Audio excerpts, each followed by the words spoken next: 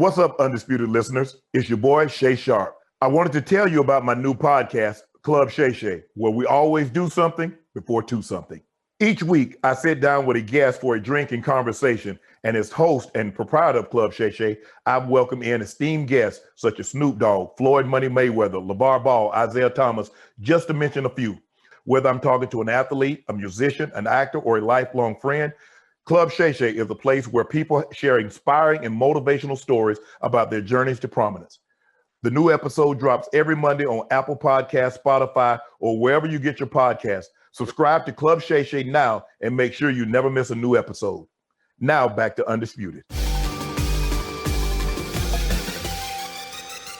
Welcome to the Undisputed podcast. I'm your host, Jenny Taft. This podcast is the full show from today's episode of Undisputed from start to finish. They've got a busy slate, so skip Shannon. Let's get to it. Welcome to Undisputed. We are live from LA. I'm Jenny Taft here with Skip Bayless and Shannon Sharp. Hi, guys. How are you? How you doing? Yo, Dak sent me a little something yesterday for hyping him up. Yeah, get it right. Yeah, got him paid, didn't it? Really? Yeah, me and Todd Friends got him paid. Oh, so, given that, I hereby nominate my man Shannon Sharp to be the parade master of the Cowboys Super Bowl parade, which will happen next February. Yeah, how about that? Oh, so you taking the Cowboys over the Bucs? You'll be the grand marshal of our parade. I don't want to get you a record. You taking the Cowboys over the Bucs in the Super Bowl? I might be. We are already talking about the Super Bowl. Oh, and Shannon is taking credit for Dak's deal. Interesting. How about we continue talking about that guy, Skip's quarterback, Dak Prescott. He has been the big winner of the offseason so far, signing that 4-year, $160 million contract with $126 guaranteed this week to avoid a second franchise tag. Now the 6-year QB is facing Super Bowl expectations for a Cowboys team that finished 6-10 last season. Still, Dallas will have a big salary cap questions moving forward, and people are wondering if this deal will really help America's team get back to the promised land. So Shannon, will Dak's deal hurt the Cowboys' chances of winning a Super Bowl over the next 4 years? No, and I don't know why people all of a sudden want to use that logic, saying that Dak's making $40 million now, Skip, is going to cripple their chances of winning the Super Bowl. Well, if him making $40 million is going to cripple their chances, shouldn't $600,000 a year have enhanced their chances? So in his first 4 years, when he averaged, James Slater came out here yesterday and did a brilliant job of laying out, said Dak in his first 4 years made an average of $600,000. Well, how many Super Bowls should they have won? When your quarterback, America's team, is making $600,000. Well, it didn't enhance it, but now he's making $40 million. It's going to cripple it. Skip, give the guy an opportunity. Well, time out. I got to cross-examine Okay, there. yes, go ahead. Well, did that not have some commentary on how poorly the quarterback performed over stretches of those first 4 years? So only the quarterback performed poorly? Well, I'm just saying he plays the premium primary position, the position in all sports. He did. Football quarterback. I'll answer your question. Let me finish up with this. I just believe, Skip, look, you can say, and I think what has happened, the organizations, be it owner, general manager, and head coaches, have convinced players that if you take less, it gives us an opportunity to win more, when that's not true. Winning comes down to your players performing in big moments. Aaron Rodgers not picking up a touchdown when he got in the red zone had nothing to do with how much money he was making. It came down to his inability to effectively get the ball in the end zone. Tom Brady, it wasn't what Tom Brady made $25 million. That's why he won the Super Bowl. That wasn't why. Skip, I want to give Dak an opportunity to perform, making this kind of money before I offer an evaluation that says, yeah, well, the reason why they can't win is because of Dak. Now, if you want to criticize Jerry giving out some big contracts, I got 3 names: Amari Cooper, D-Law, Jalen Smith, and Zeke. No doubt. Now, since they got those big contracts, you tell me the guy, because Oak came in here and he believed in his guy. But let me tell you something about D-Law, Skip. Since he got that franchise tag, had double-digit sacks, he hasn't gone back to the Pro Bowl and hasn't had double-digit sacks since. We look at Zeke. We look at Amari Cooper. You tell me Amari Cooper played $20 million worth of receiver last year. So give Dak an opportunity. But I don't believe Dak making $40 million is going to be the reason why the Cowboys don't win the Super Bowl. Okay, well, let's throw all those other names in there. Go ahead. All of them overpaid? Even you agree Dak is overpaid by performance, by achievement. Well, but the thing is, Skip, is that this is where the quarterback market is headed. If you look at Jimmy Garoppolo is one of the top 5 highest paid quarterbacks, and they got to the Super Bowl. Okay. And so for me, it comes down to, can your player, that position, you said that's the premium position, can he play well in big moments? Do you believe Dak Prescott can play well in big moments? They get to a divisional round. They get to the championship round of the playoffs. Mm-hmm. Can Dak perform? It's not going to be, if he doesn't perform, it's not going to be because he's making $40 million. Because we've seen him not perform when he was making $600,000. So I'm trying to figure out, he didn't perform in that situation when he made $600,000, but you're going to criticize him if he doesn't perform in that situation making $40 million, like the money was the determining factor. Dak got paid based on market value. It doesn't matter. Professional sports is the only, no, let me take that back. Football is the only sport that tries to convince its workers that if you take less, we become better. They don't do that at Google. Google doesn't say, guys, if you take less money, we're going to become a better search engine. Microsoft doesn't tell its programmers, if you take less, we're going to be better. Our Windows operation is going to be better. No salary cap. But Skip, salary cap. It's not the point of the It's a hard cap. Skip. You can't finesse it. Wait, hold on. You just told me they finessed it yesterday with multiple years. There's certain secret hidden loopholes. So they can do it. You can leap through. Okay. But it's hard in that you can't, it doesn't allow, like the NBA has all kinds of Larry Bird exceptions. Yes. Veteran exceptions. And you say, where did that come from? Well, y'all got exceptions. You got the franchise tag. Mm-hmm. You get an opportunity to do voidable years, in which everybody's doing. You get the opportunity to prove to what you can do, Skip, is that you can take money and base salary and you can give it to them in a form of signing bonus. So there are loopholes. There are mechanisms. We continue to see big name players just get whacked. They're gone. Like Malcolm Butler, I still think he's got a lot of game left. And Tennessee said, we just can't afford him at $10 million. Let him go.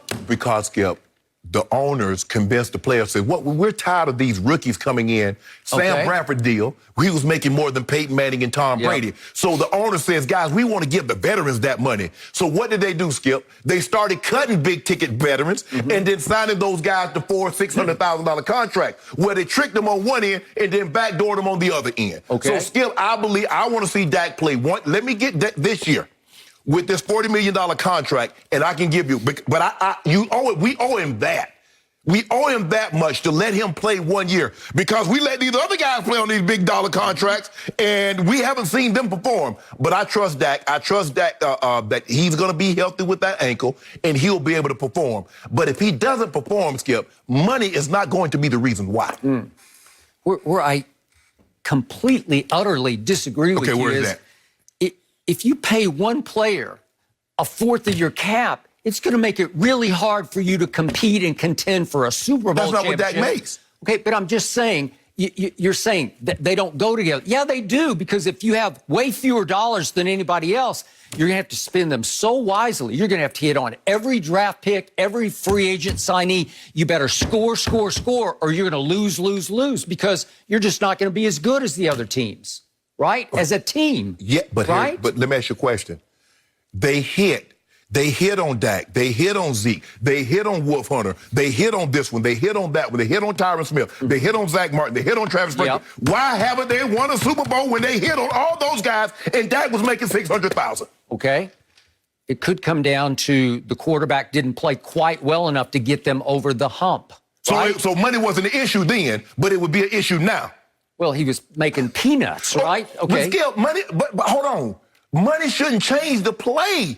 It changes the expectation of the play from you and me and from the fan base. Okay, let me answer this question. Okay. Will Dak's monster contract cripple their ability to win a Super Bowl? It won't help it. It will make it harder. But I do not believe, I'm with you on the bottom line to this, it will not cripple their chances. So let's ask this question. Did Jerry overpay Dak Prescott for his achievement so far through 5 years? Well, I think we both agree, yes, he did. But you would say, well, that's just where the market is headed for that position. Correct. The premium position is going to get paid. Yes. And my hope is, please, I need a Baker Mayfield contract now. I need a Josh Allen. I need a Lamar Jackson. I need them to go boom, boom, boom. Well, they're going over that, Skip. Okay, and render Dak's kind of normal looking, you know, his monster deal that everybody's going crazy about. I needed to start looking kind of like average. You want to look like Jimmy G's contract looks nice. The 12th highest paid just 2 years. That's not too bad. Okay, there's no doubt that at this moment he seems overpaid to me, but I'm still okay with it because he's still a Cowboy and we took the cloud off. Right. You know, he was about to play his way out of town on one more big tag. And I hated the prospect of it because he's the face and voice of the franchise. He's the leader of the locker room. And now everything is coming up roses because it's over, right? We lifted all that away. Okay, so now let's ask this question. Did Dak, as everybody is writing and saying, run circles around Jerry Jones? Did he take him to the cleaners and then to the bank? Did he make Jerry look foolish?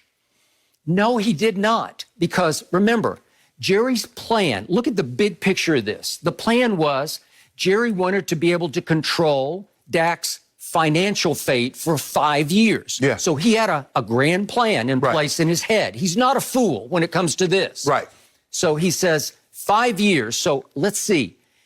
I'm not going to cave yet to their $40 million demands. So what did he do last year? He put the tag on it. Correct. But now that tag seems really normal. It's 31.4. Right. It seems like pretty mediocre money at this point. It right? is, but the thing is, Skip, is that all 31.7 went towards the cap. He couldn't prorate any of it. 31.4. For 31.4, excuse me. So now that's year one. Right. In Jerry's plan, he's thinking, okay, that's year one. Then in year two, I'm going to have to pay him 40, 3, 4, and 5 in Jerry's mind, 40, 40, 40. Well, if you do the average of those plus that first tag year, that's $38 million. And he's saying, I can handle that. Right. Like, that's about what I think he's worth. I think that's a good deal for us. So the 5-year worked. And then we get to the coup de grace. I still can't get it through my head. This is a magic trick. But Dak is going to make $75 million next year. He's going to take that to the bank. $75 million. Yet it only counts 22.2 against the cap. That's over my head. That boggles this mind. I can't comprehend that. I can't compute that. But somehow it worked out because of 2 voidable years at the back where you spread it out and it only counts 22.2. Well, now next year becomes the year because it's a COVID cap. It is reduced. It is deflated all the way down to 185 million. It's not much. So you're going to have a lot of good players hit the market, and their agents are going to say, we got to do a 1-year deal because we need you to hit the market again when there's a market to hit, when the cap flies back up with a new TV deal, right? Correct. So you're going to have a lot of premium free agents say, just give me a year. Well, that means Jerry's going to be a player, to me, more than he ever has been in free agency because he can go get 2 impact free agents on defense.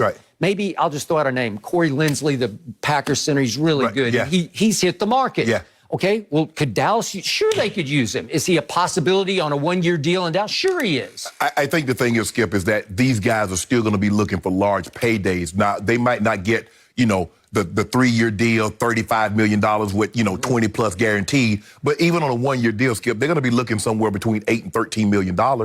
Okay, but still, it's palatable where you can sort of get rich quick because you're still on a deal. Like I keep telling you, I'm just a fan. I don't care about, I want Dak to make $1 billion because I love him. And you know how I'm pro player, so I want them to get as much as they can. But in the end, I'm pro Cowboy. I'm a fan. I want to see them contend for a Super Bowl. But see, Skip, you're looking at it like a team, like the team does. Okay, I'll give you the money. Let's see how it works against the cap. And I only care about the cap hit. And the player says, I don't care about the cap. I'll let you figure that out. Okay, I got it. Except for Tom Brady. He does care about the cap hit. To me, we're going to talk about that in a minute. But Skip, when you look at it, Dak Prescott traded Jerry Jones $37.7 million this year for $75 million. Dak said, okay, I'm cool. If you want to give me a check for $75 million, okay, but the number you just spat out, 37.7, that was going to be the cap hit. Yes. So Jerry traded for a cap hit of 22.2. He saved $15.5 million against the cap. That's enough to go get a impact free agent, right? Yes. Or to keep Aldon Smith. Well, you got to sign your rookies too, though, Skip. So you got to have a little bit. I got it. But it gives you flexibility that I did not think they were going to have. So now, all of a sudden, who knows the TV deal better than Jerry Jones? Nobody, right? Yeah. He's in the middle of it. He's on the committee. He is the guy. He is the driving force of that committee. Yeah. Well, trust me, he knows what's coming down the pipe. Yeah. You want to talk monster deal? How about monster times 1,000? Yeah. Right? Times a billion. These teams' value going to increase 20, 30%. Jerry's going to probably he's going to be north of 10 billion. He's going to easy. His franchise, Skip, what is it, 5.5, $6 billion now? It'll probably be somewhere, when this deal is up, the Cowboys will probably be worth 10 billion. Yeah, and look, 11. Obviously, we work for Fox. We want to see Fox get all it can get and have a great big piece of that TV pie. Yeah. But Amazon's a big player in this all of a sudden, and they're going to make a big play here. Yes. And that means up. Yes. And that means the cap is going to, it might mushroom up. On average, Skip, the cap has been going up about 10% a year. Okay. So 10% from 185, that's 18 million. So that's 203. And it could be more 2 years from now and 3 years from now. The TV deals take place in 3 years. Okay. All right. So by then, once it hits, now I look at the cap hits that are coming. In 2 years, it's 33 million for the quarterback for Dak, 44 and 47. But as the cap goes up. Okay, maybe in 3-4 years, you look at 47 million and say, oh, okay, we can swallow that. You're about to look at and see what Josh Allen and Baker Mayfield and Lamar Jackson get, and you're going to be like, hey, that 40 million ain't bad. Jerry, you made out. You made out. Okay, so in the big picture, I don't think Jerry exactly got taken to the cleaners, but what's his MO? What's his history? Right. You said it to start off. He overpays all of his stars. Yeah. He always has. This was the anomaly. Right. This was the exception to the rule. And he finally went back to the rule, which is my stars, I pay my stars, right? That's what he does. But Skip, and I remember I said it yesterday, Skip, it's hard to say a millionaire beat a billionaire. But I'm just saying, Skip, Dak got what he wanted. He didn't want the 5-year deal. He got the 4-year deal. He got the money that he wanted. He got the voidable years. He gave Jerry he made some concessions. He let Jerry add the voidable years so we can prorate it. But it's really a 4-year deal. And then guess what? When that new TV money hit, your boy's going to be back in line again to get another plateful. Good for him. And that's what Dak wanted. Jerry, see, Skip, it came down to this, and I remember I told you it was about options and choices. What was Jerry's options at quarterback? Garrett Gilbert, bad, Ben Anthony DiNucci, Andy Dalton. Yep. So the only choice that he could make was Dak Prescott. Okay. He had options in his choice. Unless you really thought you could go into the draft and land one of those top quarterbacks, and you believed in that quarterback to be better than that guy, which is that's a big if. So you would say, okay, let Dak play under the franchise tag, sign one of these rookie quarterbacks, and then move on from Dak the next year because then you'll be... Okay, but it's all long shot because I'm going to bet on only one of those quarterbacks to be franchise, slam dunk, no risk, and it's the top guy, Trevor Lawrence. After that, I'm not sure about them, so I don't think Jerry could be sure about any of them. You know what you have in this man, right? Is there a Justin Herbert? A guy that went 6th, and with a clear cut Joe Burrow, and then Tua. Is one of these guys Justin Herbert? I personally don't see it, but I did not see Justin Herbert. I did not see Justin Herbert either. Okay, I didn't see it either. Okay. I didn't see it either. I got it. But still, you're going to have to move up from 10th to get one of those players. So that's going to cost you whatever help you could get on defense in the draft. Well, and plus, that's going to hurt you next year because there's no way you're going to be able to move up without giving up your first round pick the following year. So why now for Jerry? Why did he quote unquote crumble, cave in now? Because he sees free agents, it's about to open, the window's about to fly wide open. Right. So he needed the 22.2 cap hit right here, right now, so that he could plunge into free agency and try to turn his defense back into a respectable defense. Yes, right? Well, and see, Skip, that's going to be that's what's going to be the telltale. All right. Not Dak. Got it. Dak has scored 38 points. Dak has scored 31. You talked about the playoff game against Green Bay. You say Dak came all the way back. He did. Only to do what? Because, first of all, he shouldn't have had to come back. I mean, he was 31. Green Bay had 31 in the blink of an eye. Well, it was 21-3 Green Bay before you could even open your eyes. By the time the national anthem was done playing, it was 21-3. 21-3. And here he came, slowly but surely, and then there went Aaron Rodgers. He tied it up, and all he needed, let's get to overtime, and maybe we get to win the coin toss. Maybe we win the game. Then I got Mason crossbarred twice with 2 intergalactic field goals. And plus, Skip, Jerry says, hold on. You know what? I'm over here haggling. Oh, there's no TV money. Because you know Jerry right smack dab in the negotiation, Skip. Yeah. Jerry smack dab in the middle. Him, Mr. Krabs, you know who sits on that board Yes, on sir, TV I deal. do. So he knows it's coming. He's like, $40 million in 3 years, Skip. Okay. $40 million gonna look like 20, gonna look like the cap here. Gonna look like $22 million. Okay. Final misconception here. That Dak bet on himself and won. Well, he didn't bet on himself in performance and win, just in patience. Yes. It takes guts. You got to hang on, hang in, and listen to your agent and say, okay, I'm going to close my eyes and keep my head down and wait. Right? Yes. But on performance, remember, it started in 2019. Jerry says, we're imminent in signing Dak. And Todd France says, not so fast, Jerry. We got a new plan here, right? And then what happened over the last 13 games after he had a hot start against 3 bad teams? I thought Dak was, by my expectations, he was awful. You gave him 7 Fs in the last 13 games. Well, that's not betting on yourself and winning. He earned them. But Skip, the thing is now is that that's the only position. They pay you based on what they believe you can become. It doesn't have anything. Other guys, you got to go to Pro Bowls. You got to be an All-Pro. You got to win a Defensive Player of the Year or this or that. But not one time in the last 13 games of 2019 did I sit back and say, take that, Jerry. No. And then what happened to open the year last year? We threw for a lot of yards, but there were a lot of empty calorie yards because he got off to such cold starts that, remember what happened early on against Atlanta? They came back against Atlanta, but Seattle was the same thing. It was a cold start and couldn't quite come back. And then Cleveland, Dak threw for 246 yards in the fourth quarter of that game, but they were down 40-14. Right. Okay? And they fell behind to the Giants, 17-3. Well, that's not betting on yourself and performing to push Jerry into a corner. A lot of times when you're a free agent, if I just end the season healthy, I'm good. And that's what Dak understood. Dak says, I don't have to win the Super Bowl MVP. I don't have to be the regular season MVP. If I'm healthy, based on the position that I play, I'm going to get compensated for it. So in that aspect, Skip, he bet on, because guess what he could have done? He had a broken ankle. You don't think Jerry put that pressure up? Said, well, here's the same contract I offered you last year. You could have that. He said, I'm good. Todd France knew where this thing was headed.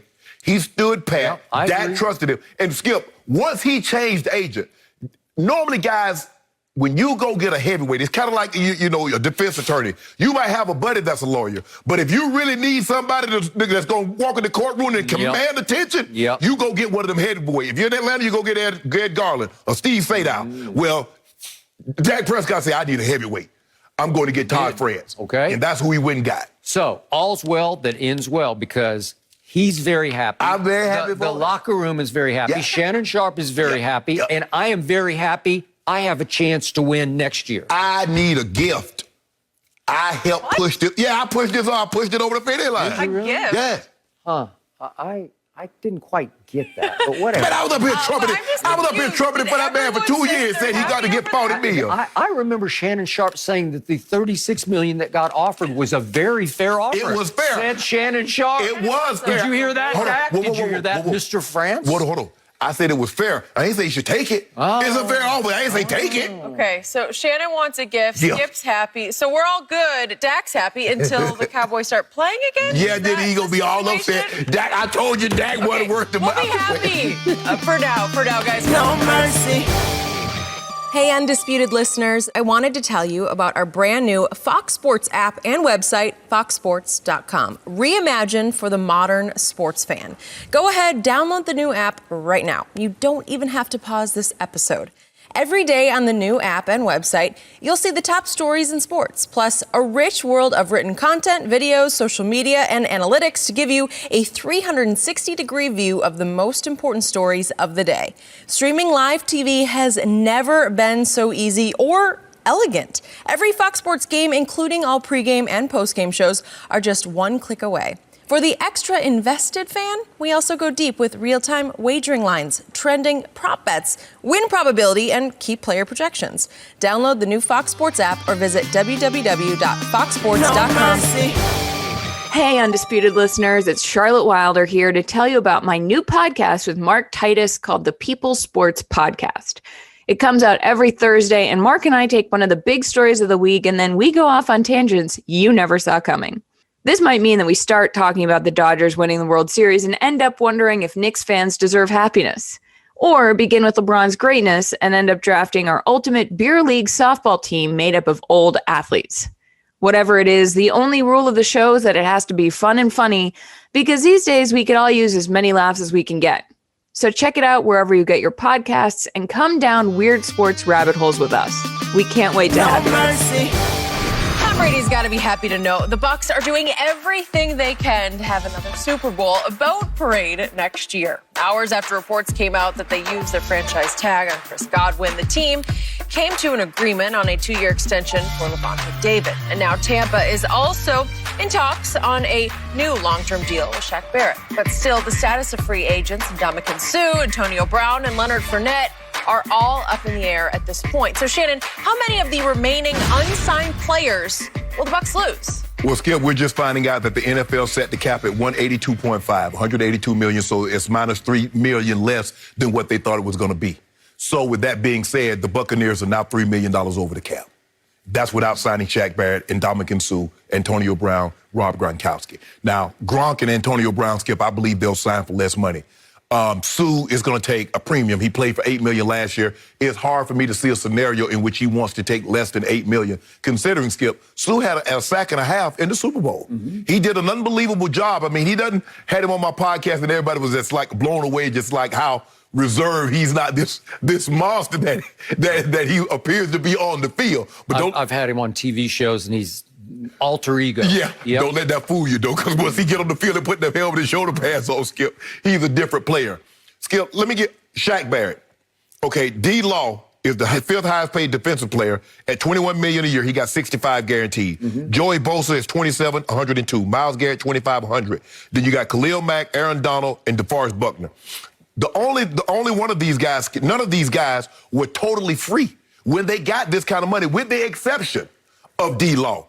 None of these guys had ever gone to a Super Bowl, with the exception of Aaron Donald. Shaq Barrett not only went, his team won, and he was one of the main reasons why. So it's going to be hard for me to see a scenario, Skip, when he looks at these numbers, and I'm sure his agent is telling him, you see these numbers that they got, and these guys, Joey Bosa, had 2 years left on his deal. Myles Garrett had 2 years left. Now, Khalil Mack was franchise tagged. So it's going to be Skip, it's going to be hard. Because if I'm looking at this correctly, Skip, D-Law is $21 million, $65 million guaranteed. Shaq Barrett, do you think Shaq Barrett is comparable to D-Law? Now, I think Aaron Donald's in the class by himself. Joey Bosa, Myles Garrett, they've been numerous Pro Bowls.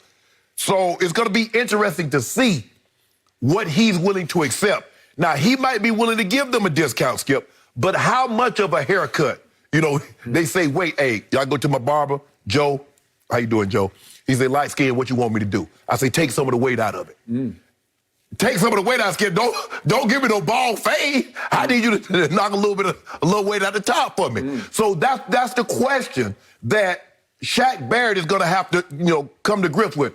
How much am I willing to, considering that I'm in Tampa, there's a no-tax state, now, D-Law, can he get D-Law money? I believe, now, if he can get D-Law money and stay in Tampa, Skip, I would stay. But if somebody gonna give me upwards of 24, 25, 26 million, and I'm gonna be 100 million guaranteed, Skip, I got to go, Skip. I would do everything I possibly could to stay, because I believe I'm in a very good situation. For at least 2 more years, I believe Tom Brady could probably play at this level with the right protection for another 2 years. But Skip, you start getting away from, it started to be $3, $4, $5 million, $6 million difference in annual salary. And I go from, say, $5, $10 million to all of a sudden I'm at $20, $30 million in guaranteed money. Well, I'm going to have to go. But you see what they're doing, Skip. Now, you watch the NFL is going to do something with this board over years, because he said, y'all circumventing this. This is not the the spirit. That's what the NFL like to use, Skip. The spirit of the law. Remember with Coach Belichick, he lined ineligible receivers up in an eligible position, and the competition committee said, you violating the spirit of what the rule was intended for. You watch. The NFL is going to come there and say, you guys are violating the spirit of the law with these voidable years and circumventing the cap. But I don't know, Skip. It's going to be very hard for them to bring Shaq back because I'm thinking Shaq Barrett is looking at something 5 years, 125 million, 150 million, 160 million with maybe 100 million guaranteed. So it's going to be hard considering the cap dropped and they still have a few guys they need to sign. So, first of all, by the way, quick aside, I forgot about this. Just be sure about your barber that he doesn't have any COVID issues. No, he good. See Embiid and Ben Simmons, right? Yeah. We don't need any COVID issues with your barber. No, we good. We good. Back to the question at hand. The Buccaneers, formerly known as the Succaneers, now have a not-so-secret cap weapon, and that's Tom Brady. Because I think another little bomb is going to drop maybe right on your head, and that's going to be Tom Brady once again restructuring. They might extend him out another year. He's got 1 year left on 25 and 25 million. Correct. And they might extend him out maybe 2 more years after that just to shrink his cap hit for next year, right? And again, to me, Tom Brady is now in the mode of taking next to nothing because what does he care about his salary? Right. He cares about number 8 and number 9. Correct. And I'm sure in his heart of hearts right now, and heck, in the front of his brain, he's thinking, I got a shot at winning 2 more of these. I'm sure he'd love to get to 10, but that seems way out there. Right. But my point is, they're going to have a pretty decent shot of winning next year. Hell, after 1, 7 seemed far out there. I know, it did. I agree. But the point is, he's in the all-time premium position to take next to nothing to play quarterback for the formerly Succaneers. Because what does he care about his salary? Obviously, he has a wife who commands a lot of money. He's made a ton of money. All he cares about now is legacy and having fun with a team that's fun to play with and for, right? Yeah, he's having a good time. He wants to maximize his chances of winning number 8 and 9. Right. Well, the one way to do that is just to restructure down, go the opposite of the way Dak just went. Right. Just make it where all of a sudden they have some loopholes that Shannon says, you got to shut that loophole down because that's not fair. Well, you could do, I mean, I'm sure Tom, they were like, okay, Tom, how about this? We'll give you 2 years plus 2 voidable years. We'll give you that. We can, So who cares? Because, Skip, if they can win another Super Bowl, who cares if they got $20 million when Tom Brady walks away in dead money? Okay, I got it. Now, let's look hard at Shaq Barrett. Love it. But what happened last year during the regular season? Remember, he had led the league in sacks with, what was it? 19 and a half, I think it was. And it dropped all the way during the regular season to 8. He was pretty quiet through the regular season. They went 11-5. Yeah. But Pro Football Focus ranked him at the end of the regular season the 30th best edge rusher. Right. 30th best? Wow. And I saw an ESPN second-level stat that said he was very disappointing given his opportunities because with a pass rusher, you have to consider from down to down, what is your opportunity to get the passer? Is it a screen pass? Is it a swing pass? Did you have a chance? Did you have enough time to get there? Were you double teamed on that play? Or were you singled? Because he was singled a lot. It was going to be interesting to see what did Pro Football grade him at in the playoffs. Okay, well, the first 2 playoff games, he was very quiet. Remember, at Washington, at New Orleans, I don't remember Shaq Barrett playing. But do I remember him at Lambeau? Yes. Do I remember him against Mahomes? Yes. Exactly. And what was happening to both those offensive lines? There was no Bakhtiari, and then there was about half the 2/3 of the line was gone for the Chiefs. They were really strapped to protect Mahomes, and he feasted. And you look at these numbers, my God, he had 3 sacks at Green Bay and 1 against the Chiefs. He had 5 tackles and 2 tackles for loss at Green Bay, 4 quarterback hits. I mean, these are monster stats where he had a tackle for loss in the Super Bowl and 4 more quarterback hits on Mahomes. Right. Those are money-making stats. Exactly. Yeah, And that's what teams are going to look at. Okay. They said in the biggest moments. That's how you judge a quarterback. In the biggest of moments, how did he do? In Shaq Barrett, NFC Championship game on the road, Super Bowl, what did Shaq Barrett look like? He looked like the Shaq Barrett of 2019. And somebody's going to pay a premium penny for that. Guess how loaded that edge rusher market is right now. Rams did not tag Leonard Floyd, so he's presumably going to be out there. You love Trey Hendrickson. He's going to be on the market. Bud Dupree's coming off his ACL, but he's on the market.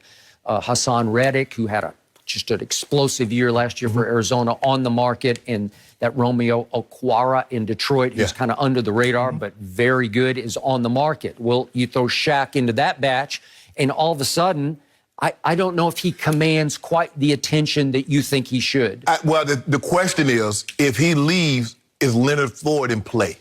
Because they play similar position. Because what Shaq can do, Shaq can play with his hand in the dirt, and he can stand up. Because, Skip, you know, in Denver, they based out of a 3-4. So he spent a lot of time with his hand up, and when they went to the 4th down, he put his hand in the dirt. But Shaq can drop in coverage, Skip. I think a lot of the reason why his sacks went down also is Shaq was dropping in coverage.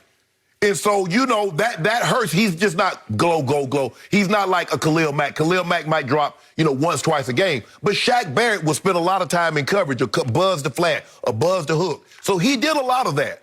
But that being said, the question is, and you named some great guys. Hendrickson, I thought he played well until he got the neck injury. Reddick, half of his sacks came in one game. So I'm going to be concerned with that, Skip, because the Giants, he had 5, if I'm not mistaken, 5.5, maybe 6 in that one of his 10.5. So that's going to concern me. But you said it is a heavy market. The question is, over what you've seen, the body of work, who do you trust more? Because remember, Skip, Leonard Floyd, they let him go in Chicago. They did. Okay, I got it. Now let's look at the rest of the Bucs roster. I don't know about Sue. He could be the odd man out. I still believe, because there were reports that Shaq Barrett and company are in earnest talks with the Bucs. I still believe that they have targeted him to keep him. Tag Chris Godwin, keep Shaq at all costs. Whatever it costs, figure that one out. Thank you, Tom. Help us out, Tom Brady, there. Okay. We'll go 5 years with 3 boardable. Okay, so Sue, you're right. He's had some mercenary in him. He won yet another. That's 2 rings for him. So he might just say, pay me. No, he lost with the Rams. Oh, that's right. So he got one, but he got two appearances. Okay, but he's got a ring last year. So he's probably good to go as far as being a Buccaneer. I don't know what's in his heart. You had him on your podcast, but he never gives much publicly. No, but he you know, Skip, he said he'd like to stay, but he'd like to get paid also. Because he said, it's not like I'm slowing down. He's like, you know, they take... And Skip, I think the thing that Tampa has going, they have the weather, they have no state income, and BA takes care of his vets. He does. Man, you need to take Wednesday off. All right. I need you on Sunday. Okay, and remember, they acquired, if not stole, that Steve McClendon from the Jets, who was the Jets captain last year, and they got... Todd Bowles had him when he was at the Jets. And they had him. So he's still there. He made $3 million last year. He's a free agent. But would you keep him over Sue and hope he could sort of fill that void? If I can get Sue to come back, hell nah. But if I can't get Sue to come back, he's a viable option. I believe Gronk is going to play no matter what. I just believe he will. And in Tampa. In Tampa, that's what I mean. He's going to play with Tom Brady. I believe Antonio Brown is going to play with Tom Brady no matter what. Well, he might have a choice, but I just think they're going to be back. I think the thing is, Skip, is that teams have seen he only behaves when he's with Tom Brady. Okay, that's We've fair. seen him go other places, and his behavior is not what it was in Tampa. Okay, so the other odd man out with Sue is Leonard Fournette. And I loved him. He was beasting. Especially at the end of the playoffs. As Tom calls him, Lenny. Woo, playoff Lenny, he called him. Okay, but they do have Ronald Jones, so it's not like they'd be naked at that position if they don't keep him. I would love to see them keep for Leonard him. Fournette to come back, Skip, he's going to have to take a ball fade. Okay, so you've got me on Sue and Leonard Fournette. But otherwise, there's only one other free agent I am really concerned about, and he made a grand total of $1 million last year, and his name is Ryan Suckup. Do you realize how great he was last year? Yeah, he was good. Because we never talked about him, it's like umpires in baseball, referees in football. If you don't talk about them, they did their job. Well, he was 28 of 31 last year, which is sensational. He went 9 of 9 in the playoffs. That's sensational. He was 12 of 13 on extra points in the postseason. You want to talk about money? He made $1 million. Is that not the best $1 million any team spent in the league? He go be looking for a raise, Skip. Okay, and because, Skip, you know what you need. Gostkowski was never the same. Skip, when he missed that PAT in Denver, he was really never the same. Okay, so to me, I would value him with the Buccaneers over Sue and over Leonard Fournette. As much as respect as I have for them, he plays a more important, critical position. Ryan Suckup does, place kicker. So I'm saying go there. And remember, they're going to get O.J. Howard back, I think, but it's off an Achilles, so I don't know what's... Right. Okay, but your receiving core is... Right. It is loaded with the Scotty Millers and the Tyler Johnsons. Well, maybe Jansen, I think he's like $10 million. Redo him. You can get some relief. I mean, he's going to be $10+ million against the cap. Redo him, extend him out. He played well. He got a nasty streak in him. He does. Tom seems to love, Tom loves his offensive lineman because he knows they're laying it on the line for him. So you have some avenues, Skip. I just think, but the question is, what type of haircut is Shaq Barrett willing to take in order to remain in Tampa? I think that's going to be the issue.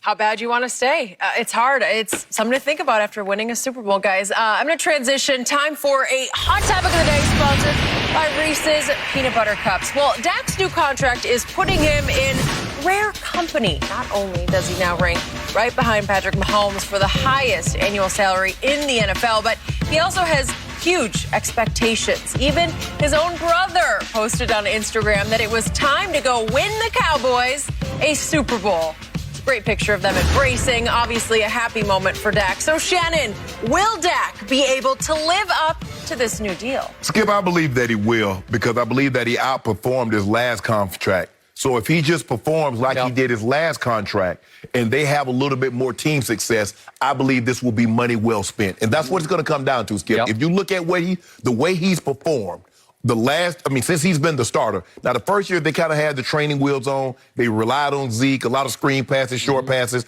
But since that time, Zeke got suspended. They've had to take the wheels off, and they've kind of shifted the offense to a Dak offense. And so if he does what he's done over the last 3 years, I believe this was money well spent. And that's what it's going to come down to. And plus, Skip, when you look at it, you just mentioned the guys that's coming behind him. Lamar Jackson. DeCosta says, hey, that doesn't change anything with what we're doing. We want to get a deal done. Josh Allen is going to get a deal. Kyler Murray, after next season, is going to get a deal done. So this deal, why it looks large now, and normally that's what happened because it's the last deal signed, big deal that's signed, it looks ginormous. But in two months or a year, how would this deal look compared to the other guys that's going to get a deal? So for me, if he wins an MVP, if he gets the team to the Super Bowl, the question is, Skip, what do you say living up to the contract? If he wins an MVP, if he gets to the Super Bowl, doesn't win MVP, is that living up? I believe that he will. I believe one of those two things will probably happen. He'll either win a regular season MVP or he'll take this team to the Super Bowl. So, given your answer, maybe the better question is the opposite of this question. Okay. Do you think there's any chance he crumbles under the weight of a monster contract?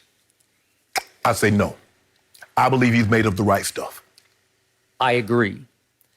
I love Dak Prescott. I believe in Dak Prescott. But I did not love Dak Prescott after he clearly bet on himself, and I thought they jerked the rug out from under the negotiations with Jerry Jones early 2019 in September. Correct. Because those last 13 games with chance after chance after chance to win a big road game. Remember all the road games at the Jets? You love that game. They lost 24-22. Remember at New England and at Philly at New Orleans. That was early. At Chicago, then it ended at Philly. He just didn't play well in those games because, to me, he was crumbling under the pressure to bet on himself and live up to what he thought he was worth in their negotiations. Okay.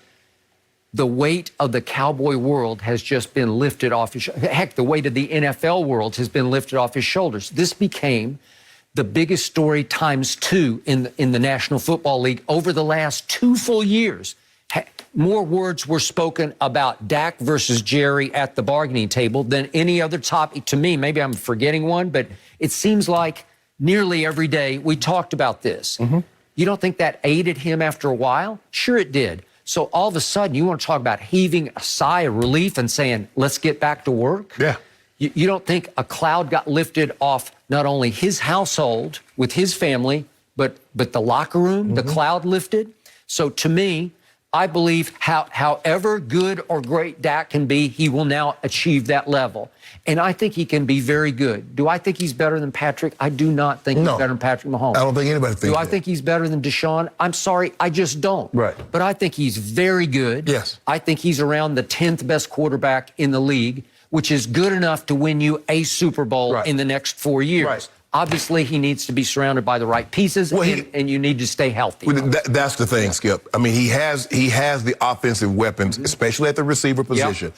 You said you would like, if he's available, to take Kyle Pitts. I don't know if Kyle Pitts will be there when the Cowboys select, what are they, 9 or 10? 10. Okay. It would be a little bit of a long shot, but CD was a longer shot last year to fall all the way down there. Yes, but they have the weapons. The question is, can the offensive line get back to some resemblance of what they were a couple of years ago? They better. The injuries, man. Tyron Smith has been beat to hell up over the last 3 years. Lyle Collins is coming off a torn labrum, if I'm not mistaken, in his hip. It is. And we know what Zach Martin went through.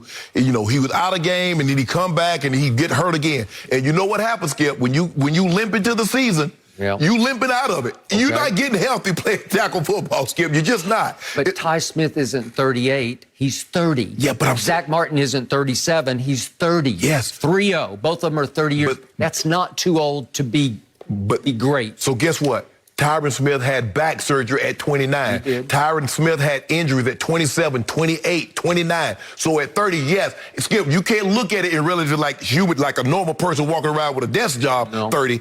Football 30 for an offensive lineman that's been opened up via surgery is a different ball game. Okay. We saw Zach Martin, the injury, Skip. You like, man, he coming back. He comes back, and what happens, Skip? The next game, he back out again. Okay. Lyle Collins, before he got hurt, was playing at a higher level than Ty or Zach were. Yeah, he'd have been a first-round pick if that issue was swirling around him. That is correct. He's 27 years old. He could have a lot of high-level Pro Bowl football left in him. So, to me, I need glass completely. I don't need it half full. I need it like 90% full. In order for them to get to where you believe they can be, they need to be the 2016 offensive line that just moved. Not only were they blowing people off the ball, they were protecting Dak to the umpteenth. That's what you're going to need. And you're going to need another thing. You're going to need 2-1 to turn back into 2-1. I agree.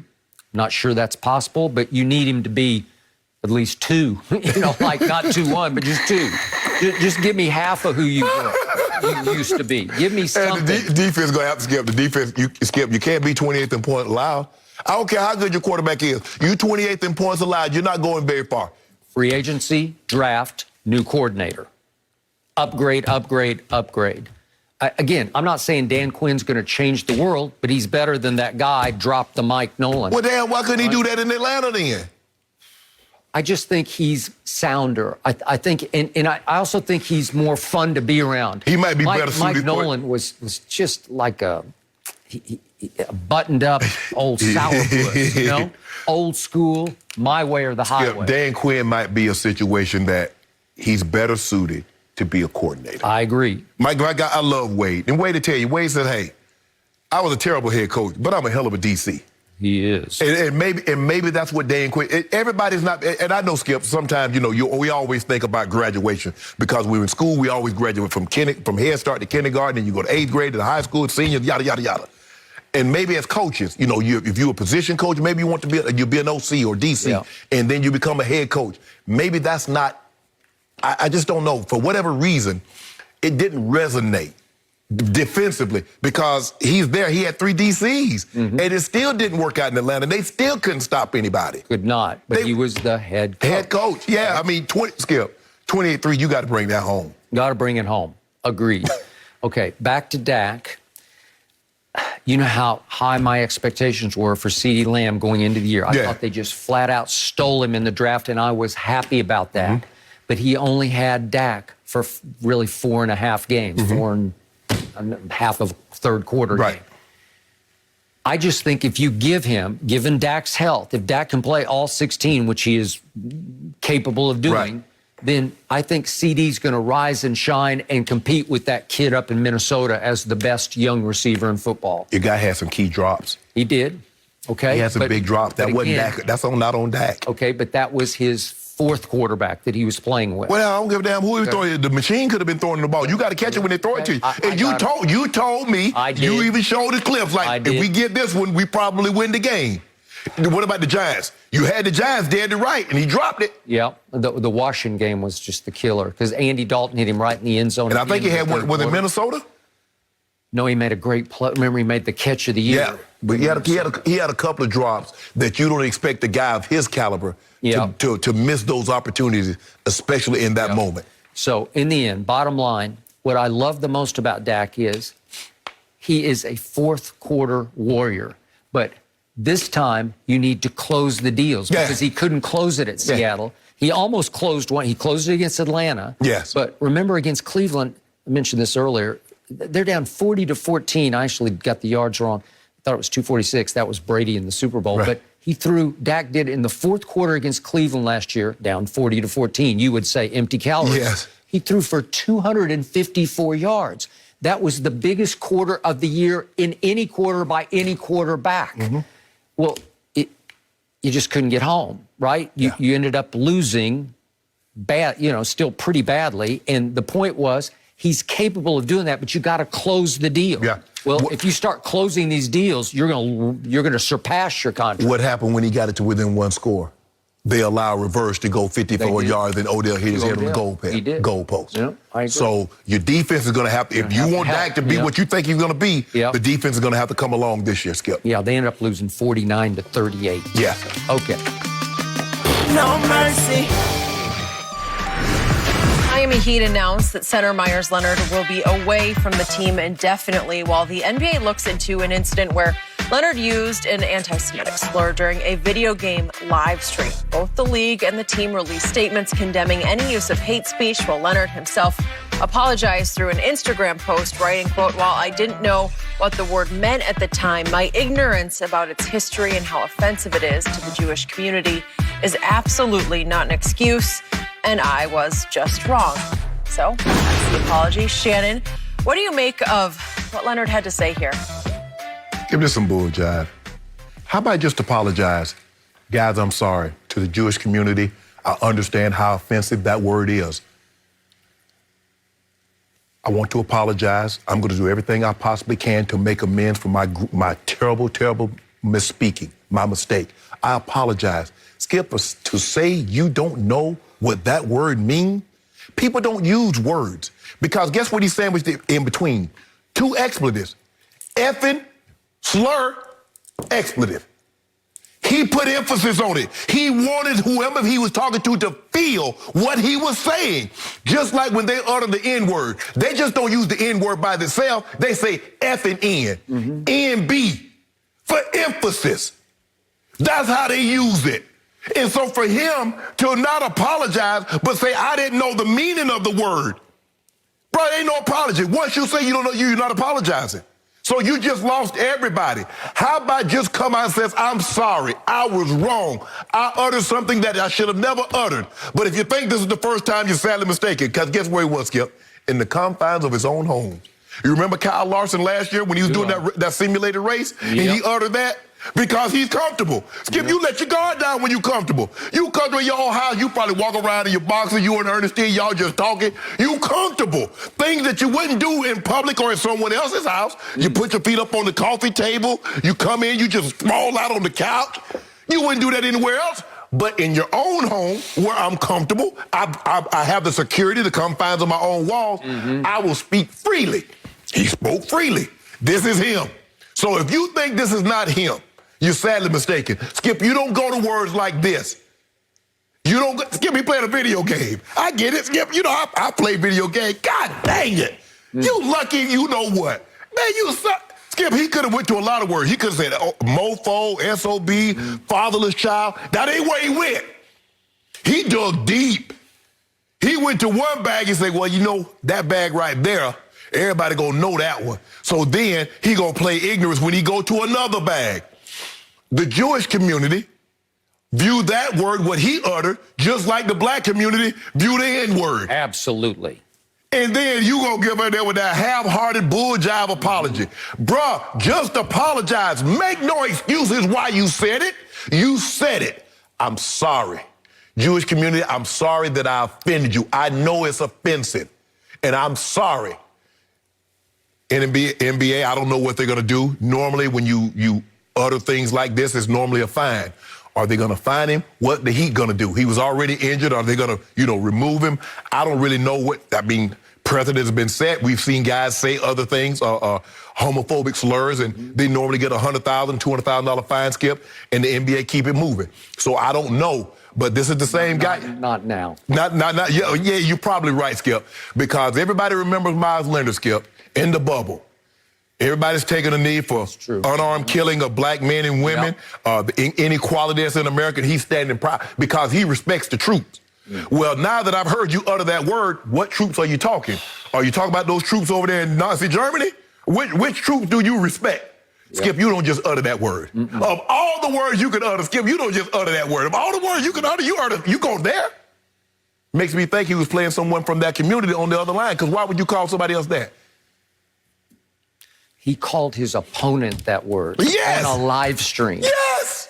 He spat it right out because he spat it out before. Thank you. You don't reach for that slur unless you've used it many times before. Thank you. It popped right out, right on cue, right in sequence of this live stream. Yes. And then he had the audacity to say, while I didn't know what the word meant at the time, yeah, you did. You knew what the purpose of the word was. You knew what the impact of the word was. Maybe you didn't know the origins of the word, but you knew. And yet that word, silly me, I was hoping that that slur had kind of faded to some extent from the lexicon. Right. Nope. It's back. It's ugly, right in your face. So the NBA has to take action. Now, Meyers Leonard is out for the rest of the year off shoulder surgery. So it's hard to sort of double penalize. He's already out. Right. But he needs to be suspended for whenever he comes back, he needs to serve a lengthy suspension.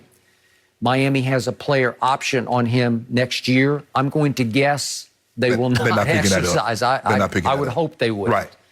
And then his career is going to be in jeopardy because he's going to have to hit the market, and it's going to be a tough sell. It is, Skip. It's going to be. Skip, we've seen Donald Sterling. When he was in the confines of his own home, he spoke open and freely. Now, we had suspicions because of the way he ran his businesses. You had suspicions, but to hear him say it, to hear him speak it, Skip, remember Zeke was live streaming, and he was talking about, man, I'm low-key faded. You see, Skip, when you in the confines of your own home, you speak freely. Ain't nobody about to say whatever the F I want to say. He was in the confines of its own home. This is who Meyers Leonard is. Guys, you don't have one-offs of this magnitude without having done something similar before. That's just the way it works. And so for him to say, I didn't know what that word meant, why you use the word you don't know the meaning of? So just to frame this with the Kyle Larson incident, it happened about a year ago. He's live streaming on, it's called iRacing. Right. Again, it's simulated. Yes, confines of your home. I assume he was. I don't know that for a fact, but I assume he was. Well, he let his hair down. He got comfortable. Yeah, and he had lost connection with his spotter, and he said, "You can't hear me, N-word." Well, that was the end of him for the rest of the year. Right. He was suspended. Right. And he was fired by his race team, which was Chip Ganassi. Yeah, right. And then Rick Hendricks picked him up. Sitting out, Rick Hendricks Motorsports picked him up, and he just won a race in Las Vegas, the Pennzoil 400. Right. So he's back. The quickest to win a race for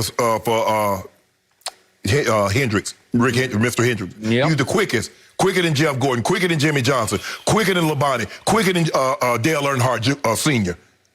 Okay, so that set some precedent because he did miss the rest of the... But see, he ain't got that kind of talent, though.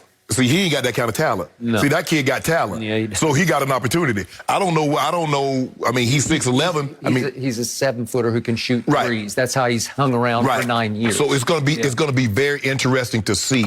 But what also is going to be very interesting, because when people utter the N-word, they always tell us, well, that's a long time ago. Words shouldn't hurt you. Words shouldn't offend you. So we're going to see who this word offends. I'm going to see if you have that same energy when people utter that word and black people are up in arms about hearing that, and you tell us slavery happened a long time ago and it's over, we need to move on. I'm going to see if you have that type of energy. Okay. Fair point, and you better. Yeah. You better. But Skip, whatever happened to just apologizing, not making excuses for why you did something? I'm sorry. I was wrong. He made the all-time classic non-excuse. Yes. Yeah. Skip, how you make an excuse before you make the apology? I thought you make the apology first and then you make the excuse afterward. Yep. And people will say you nullified the apology by making the excuse. Well, he made the excuse before he made the apology. He could have just kept the apology. When you reveal yourself, you got to be careful, Skip, when you put on this front, because sometimes the man above will raise the cover, let everybody see you for who you are, and then he'll gently let the cover drape back down on you. Yep. But you've already been seen. You have been exposed, or you have exposed yourself. Exposed himself. You're exactly right. It's just disappointing on so many levels, right? When I read this yesterday, I'm like, oh, I mean, come on. It's just, why are we having these conversations? People saying, I don't know what it means. Well, then don't say that word. Exactly. I mean, we should all know that. He's got over 70,000 followers on this streaming platform as well. So he knew people were watching. That's the part that is alarming to me. So we're going to have to wait and see what his future holds, guys. But disappointing to have this conversation. No mercy. Well, in so many ways, Dak Prescott has been the big winner of the offseason so far, signing a 4-year, $160 million contract with 126 guaranteed this week to avoid a second franchise tag. And now the 6-year QB is facing Super Bowl expectations for a Cowboys team that finished, 6-10 last season. Still, Dallas will have big salary cap questions moving forward, and people are wondering if this deal will really help America's team get back to the promised land. We're now joined by Fox Sports NFL analyst Michael Vick. Mike, good to have you. I want to ask you first, is Dak's huge deal a good thing or a bad thing for the Cowboys? No, this is a good thing. You know, this is incredible. It's great for Dak, and it's great for the Dallas Cowboys organization. More importantly, I think it's great for the entire offense. You know, all those guys who believe in Dak, who trust him and look at him as the unsung hero of that team. And they found out the hard way last year, unfortunately. But you know, we all knew this day was coming. I think this is going to be really good karma for the Dallas Cowboys moving forward this season, because they didn't wait. You know, they got it out the way. They was respectful about it. And they showed Dak and his team that, look, you're a Cowboy for the next 4 years. You get a chance to go, show, and prove that you're worthy of every dime that we paid you. Of course, the expectations are going to be high, and we're going to hold you accountable. And I think Dak understands that. And, you know, for Dak, it was never an issue about money, I don't think. I think Dak was cordial and genuine about, you know, everything throughout this entire process over the first 4 years of his career. And he went about it, you know, in the right fashion. And it paid off for him. Now he's a happy man, a very rich man, as he should be. And if you call him right now and ask him, Dak, what do you expect this season? He'll probably say, I expect the expectations to be a lot higher, and I'm going to take it with a grain of salt. So, you know, this is a great thing for the Dallas Cowboys organization. Like I say, more importantly, for the entire offense in its entirety, for these guys to now be able to gel and work collectively through the offseason, work as hard as they can to give us a good showing in this 2021 season. So I'm excited about this. I'm happy for Dak. Now we can move on and focus on the defense. Now we can talk about the defense more, Skip. I think it's a great thing, Skip, because it's been 2 years in the making. And Mike, I was talking to me and Skip was talking about this yesterday. I said options and choices. Where the options were bad, Ben Anthony DiNucci, Garrett Gilbert, or Andy Dalton. Where the only choice that you had was Dak Prescott. And I think the thing is, as we said, or draft somebody. Or draft somebody. Exactly. Yeah, okay. And so when you're doing this and you're dealing with this over 2 years, you're like, at some point in time, somebody's just going to have to say, you know what? Concerning what Dak has been since he's got here, he's been a model citizen. He's been everything that we expected him to be and more. If Jerry told you he thought Dak Prescott, Skip, would be this after 5 years, he'd be lying. Because if he thought he was going to be that, he'd have took him in the first round and knocked the fourth round. But because Dak exceeded expectations, he's been great. So you needed to compensate him. And because Jerry drug his feet, Skip, I believe if he signs Dak before he signs Zeke, he gives Dak somewhere between 30 and 32 million. Because, Skip, a guy making 1.7 and you going to bump him all the way up to 30, 32 million? I don't think they would have taken that low. Todd France was already in the picture. 2 years before. I'm not talking about last year. 2 years before you signed Zeke. Wait, like a year before? Yes, Zeke? yes. Maybe. Because remember, you thought they should sign Dak before they signed Zeke. I did, and I thought they were. Yeah, exactly. So if you do that deal then, that's $30 million. But after you let Carson Wentz get paid and you let a Goff get paid, now that bumped it up, it cost you $30 million. It cost you extra $30 million because 30 to 32 versus 40. Yeah. But I'm glad they got it done. I don't believe you can criticize this deal considering where the market is, and they've been so. I think what has happened, Skip, is that because Jerry gave deal to other guys and the guys haven't performed, people automatically think Dak is going to perform. And so I'm going to let Dak play this thing out for at least a year. All right, I'm with you. I agree. So back to Michael Vick's first point. I'm going to speak just as a diehard, lifelong Cowboy fan. I'm exhausted from all this. I'm drained from it. I'm sick and tired of talking about Dak versus Jerry. The cloud has been lifted. Yes. I'm so happy just because I'm so relieved. I love Dak Prescott. I want him to get $1 billion a year. But I love my team more, and I was starting to hurt for my team even more than I hurt for Dak Prescott because it felt like he was asking for the kind of Mahomes money that would cripple my team against the cap. So all I care about, I keep telling Shannon, I don't care about $40 million. I care about what's the cap hit. You can have $60 million, but tell me what the cap hit is. Mm-hmm.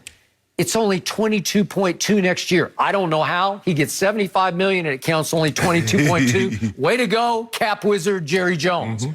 So I'm happy because I'm relieved.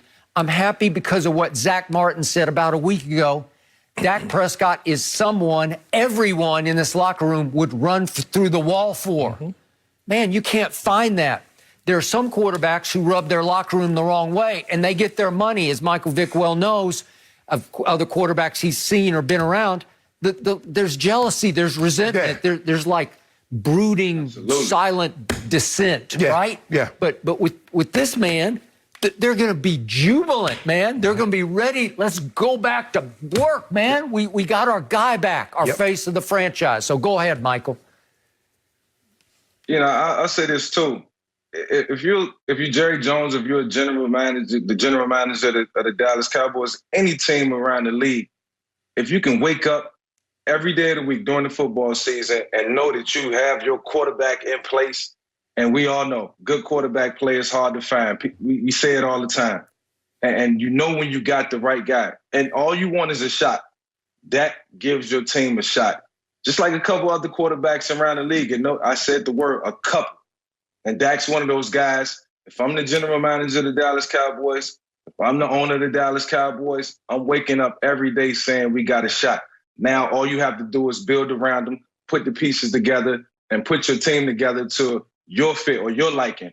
So it's right there in front of them. And like I said, I respect this process that they've gone through. You know, I think they did their due diligence all the way through, for the last two or 3 years. And we all thought this should have happened sooner, but I think it happened at the right time. And fortunately for Dak and the Dallas Cowboys, I see good things ahead for this ball club. Mike, you mentioned saying you want your quarterback, you want to wake up every day and realize you got a quarterback that can give you good play. You want a quarterback that can give you good, consistent play. You want consistency. Because we've seen guys have 2 or 3 stretches where Skip, they light it up and Dak is consistent. Tom Brady don't throw for 400 yards every game, but that joker has been consistent. He's been a model of consistency for about to be 22 years. And that's the one thing. I know what I'm going to get. A guy that comes to work, he punches that clock every single day. He's going to study, he's going to meet, he's going to prepare, and he's going to give us a great chance to win. That's all I can ask for. At the end of the day, I'll live with whatever happens. But if a guy can give me that, every single day, the consistency, Skip, off season. Tom is preparing for the season. He's meeting. He's preparing. That's all I want. Look, all that other stuff, that flash and all these, miss me with that. I want consistency. Yep. And so, to me, in the end, I think both Shannon and I were blindsided that they got this done ahead of a second tag. Right. But Jerry, I think, did know what he was doing because if he can get him at that low of a cap hit, entering free agency, well, now my team has a chance to go do a little damage in free agency, a little bit. And then ahead of the draft, we don't have to go look for a quarterback. We're going to be okay. And plus the fact, Skip, is that he knows what's coming down the pipeline. Yeah. Lamar Jackson, Baker Mayfield, Josh Allen. Yep. So the price was never going to be what Jerry wanted to pay in the beginning. It was only going up. He said, you know what? Let me go. It's still rising. It's still a little high for me to buy, but guess what? It's going to be even higher tomorrow. So, Michael Vick, back to you. Would you now make Dallas the favorite in the division, even over your Eagles? By default. Yeah, based on the state of the division, I like what Dak Prescott brings on a week-to-week basis. Obviously, I'm always root for my Philadelphia Eagles, and we have an uphill battle ahead of us, and we got a nice situation in place at quarterback. We'll see how that progresses. Looking around the rest of the NFC East, you got the Redskins, the football team, who's making strides, but got to find a quarterback, and the Giants, who knows what they're going to get. So, I like the Dallas Cowboys as of right now. You should too, Skip. Thank you. Man, today, I don't want to talk about my defense. I'll wait until tomorrow. Hey, Mike, that's the story. Mike, I'm thinking about getting my hip repaired. I think I can go make the Eagles. They in bad shape right now. I think I might get my hip repaired and go make the team. Oh, at 53. You know what? I give you 50-50 chance. 50-50 chance. One hit. I'm going to shatter like ice. Shannon, I as fit as you are, I don't know if that's I can't take the hit no more, Jenny. Okay, you just keep your weight room up going. Although, Mike, maybe they could call you again for the opportunity. All right, either way. No mercy. Well, Tom Brady's got to be happy to know the Bucs are doing everything they can to have another Super Bowl boat parade next year. Hours after reports came out that they used their franchise tag on Chris Godwin, the team came to an agreement on a 2-year extension for Lavonte David. And now Tampa is also in talks on a new long-term deal with Shaq Barrett. But still, the status of free agents and Ndamukong Suh, Antonio Brown, and Leonard Fournette are all up in the air at this point. So Michael Vick, still with us. Mike, when all is said and done in free agency, how much will they look like last year's Bucs? Jenny, I think they'll look just like last year's Bucs, and it's all because of that guy that was just shown in that graphic, Tom Brady, one of the coolest dudes on this earth right now, and one of the best quarterbacks, the best quarterback to ever play the game. He'll have his footprints in every situation. We might as well look at Tom Brady as the general manager of the Tampa Bay Buccaneers, because he'll do everything in his power to make sure that all those guys get signed back, even if he has to sacrifice some of his salary, of his future earnings. Tom will sacrifice, and the key for him is getting win number 8. He's not coming back, just to play another season. He's coming back to win it all again. So he'll look around that locker room, and what they built has been built on solid ground. And to continue to improve on that, they'll need all those key pieces in place. And I think all those guys, Shaq Barrett and AB and Sue, it's more than a couple ways to get things done. And I think they'll all sit down and they'll talk about it, understand what's in front of them, and the bigger picture will be explained. And I think when they walk away from it, they'll all be satisfied. So Tom Brady will be a catalyst for all this. And I expect this team to look the same as they did last year and be even harder to beat. For me, I think... Wait, before you go I got to get your reaction to Michael Vick's description of Tom Brady as one of the coolest dudes on this earth. Oh, I like that. I want to know what Shannon Sharp thinks of that comment. It's been that way for about 10 years now. I wouldn't go quite that far, Mike. I wouldn't go cool. I go like Dad Next Door or something like that. But he ain't one of the most swag. He ain't one of the most swagged out dads. Tom got swag, man.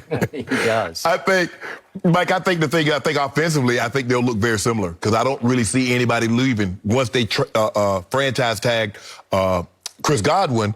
AB is going to be on a minimum salary. Gronk has made it abundantly clear he's either playing with Tom or he's not playing at all. So I think they can work with Gronk and give Gronk a deal that's palatable to him. They take care of him. He doesn't have to do a whole lot of practice time. He's more involved in the game. And, you know, we saw last year, he just got better and better as the season progressed. And once he got that 2-week break in between the championship game and the Super Bowl, he looked like a different player than what he did in the regular season. Agreed. So with that being said, I think offensively, they'll look very similar. I think the defense, because they signed Lavonte David, Devin White's on a rookie contract, the safeties, these are all young guys. They're not going anywhere. I think there's Sue. The question is Sue and Shaq Barrett. Skip, I don't see Shaq. Mike, it's going to be just too much money. And how close is the money? That's the thing. How close is the money? Florida is a no state income, no state tax. Yep. So if we can get close, Skip, say somebody offers 22 and they can get to 20, well, I'm staying in Tampa because I make that up with the state tax that I'm going to recoup. Yeah. The guaranteed money, how close are we? Somebody else is at 100 and we're at 85. I'm staying because I'm going to make that up in state taxes. Okay. So can we get there? Now, if you sign Shaq Barrett, it's all but certain Sue's gone. Yeah, I would agree with that. Okay, but you thought yesterday Lavonte David would be gone, and he stayed for 2 years, $25 million. I saw what they did. They're doing the voidable thing. Yep. Skip, he's only going to be $3.5 million against the cap, but he's going to make $17 million in year one. So what they did is that they get, a 2-year, 3-year deal with the voidable years at the end. Yep. They prorate that, so now he's only probably making a $1 million base, so he gets $17.5 million, and it's only $3.5 million against the cap. I get it, Skip. The certainty of knowing I'm in a defense, I'm in a system, we're built to win. Yeah, I can go somewhere else and maybe get 2 years at $30 million. But I'll take 2 years at 25 with a chance to win the Super Bowl with no state income tax. So I don't blame Lavonte David. He has a great situation, but he knew that I think he knew, Skip, if I go out there and I just look and somebody throw this kind of money at me, let me just go ahead. Okay. Go ahead and take this. Best cover linebacker in all of football. He did a number on Kelsey in the Super Bowl, right? Yeah, he did a great job. Okay, back to Michael Vick's point. I'm so with him because I told you earlier, the Bucs have a not-so-secret cap weapon named Tom Brady. Watch for the next little bomb to drop, maybe on Shannon's head. Brady will restructure, and it will look smaller and smaller because they will extend him out 2 more years, and his cap hit will just shrink and shrink in the next 2 years. And it will allow them even more flexibility to keep Shaq number 1. That's the new priority. I'm with you. I don't think they could keep Sue, and I'm not sure they could keep Leonard Fournette. But they have choices there because they got Ronald Jones. Yeah, let's give running backs. Skip, they're going to be running backs available all over, just like Fournette was available. Okay. And Gronk and AB want to play with Tom Brady another year. So I think they will take whatever hit they have to take to stay. And you think AB wouldn't have a market. I think he would have some market, but he loves Brady. Brady loves him. He was featured in this offense. Why not? So I think they will look very much like they did last year, and I think they should be the favorite going into next year. You disagree? Go ahead, Mike. Who want to play for one of the coolest coaches around, and Bruce Arians? Good point. I had a chance to speak to him a couple of weeks ago on a FaceTime to congratulate him, and he's still BA, cool as a fan, man, and looking forward to this upcoming season. Wow. But I will, just elaborate on Shaq Barrett's situation a little bit. I think, for Shaq, it's going to be, what do you want more? He has the world right in front of him, the world at the palm of his hands, and it's a lot of money to gain. Obviously he's going to get some money, but do you want to continue to play for a championship caliber team, or do you want to move on and go elsewhere and be in a different environment, different situation, different personnel, possibly a different scheme, which could determine the outcome of your career? It's about what's most important for you right now. You're comfortable. You know where you at. Can you and your agent get together and configure a situation where it works out for all parties involved? I think that's what it comes down to with Shaq Barrett and his situation. Sue, he's already got paid. He can be a valuable asset for any team. If the Bucs can retain him, then I think that'll be a positive for them. I just look at it as Shaq is that Shaq was a free agent. And for a number of years, with the exception of last year when he played with the franchise tag, Shaq hadn't made a whole lot of money. And so he's looking at it like, and he's made it abundantly clear, he's looking to break the bank. He's looking to get what we call this generational wealth. And for Tom Brady, I don't have a problem with Tom, but Tom is this CEO that says, you know what, because of the pandemic, I'm taking $1. I'm only going to work for $1. Dude, you made $750 million over the last 5 years. So don't tell me you're playing for $1 when you've made $750 million. Tom Brady's made $230 million in salary. So if he plays for $10 million, come on, Mike, that's not the same as a guy that's been a free agent trying to get the come up, trying to get to 230. Yeah, I'm pretty sure Tom understands that, the whole dynamic of that situation and the money involved and what Shaq truly deserves. And he's one of the most unblockable players in the National Football League, so that goes without saying. So I think he deserves his just due. It's just how he goes about getting it right now. Let me ask you a question. One way or another. Let me ask you a question. You think Shaq Barrett's wife working like Giselle? You think she making $30-40 million a year like Giselle? She won't Shaq Barrett be soon. I tell you that. Hey, that's the thing. See, Tom Brady got a dual income household, Skip. Okay. It's a lot easier to take less money. Here's my point. Of his labor. Yeah. Why would Tom Brady take any money? What if he said, I take zero? Is that against the rules? I don't know. I don't know if they let him do that, but they... Would the Players Association balk on that one? They would scoff at that now. I mean, they don't really like Tom taking pay cut, doing what he's done, but he's done it. And I don't know if they let him play for free. I mean, obviously, Dak was great for quarterback business, right. But Tom Brady has undercut it year after year. Exactly, yes.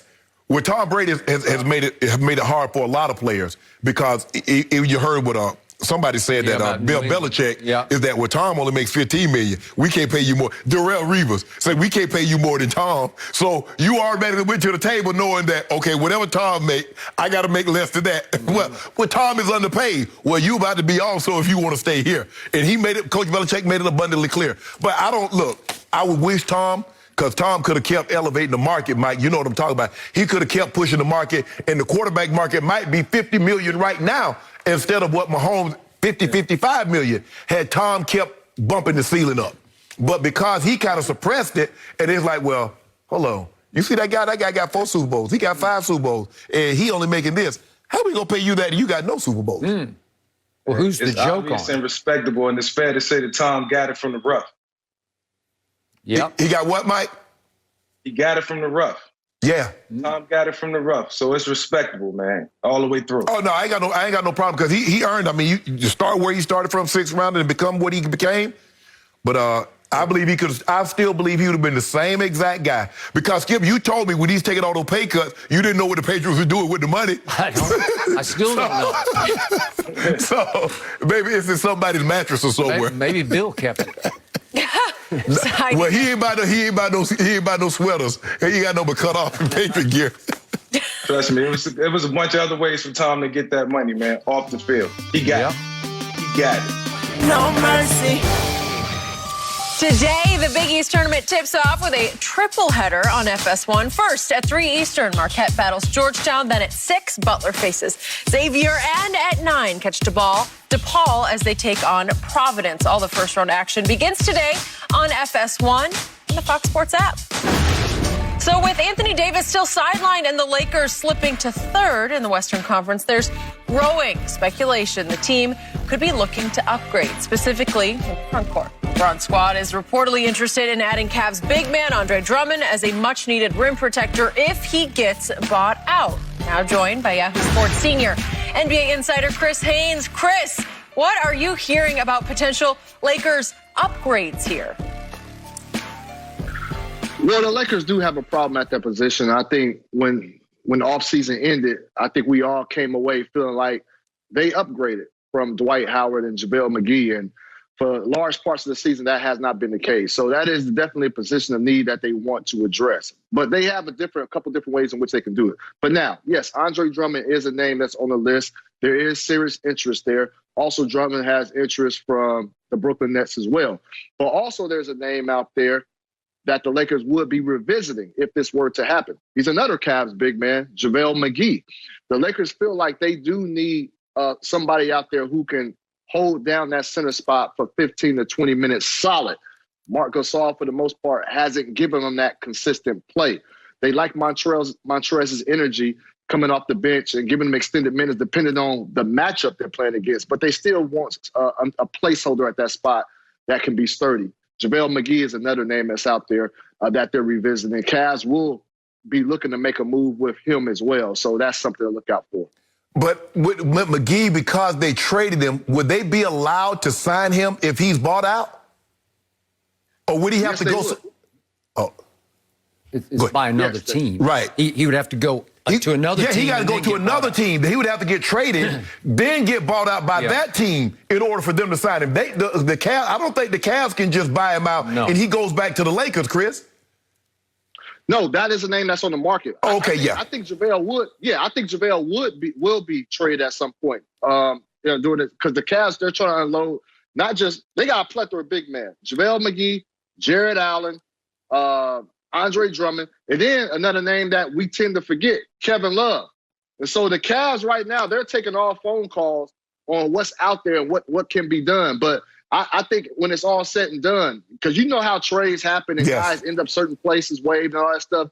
JaVale McGee is a name that could end up back with the Lakers when it's all said and done. But the Cavs have a bunch of men positions that they want to make sure they bring in to get in value of return. But that center spot right now is one that they're looking to offload. Skip, one more thing, and I agree with you, Chris. They do need the big man because Marc Gasol, I think by all Laker Nation, Marc Gasol has not lived up to the billing of what they thought they would get. What they thought they were going to get offensively as far as scoring and passing the basketball has not manifested itself, and he's been a liability because they just put him in pick and roll and they just rolled to the basket.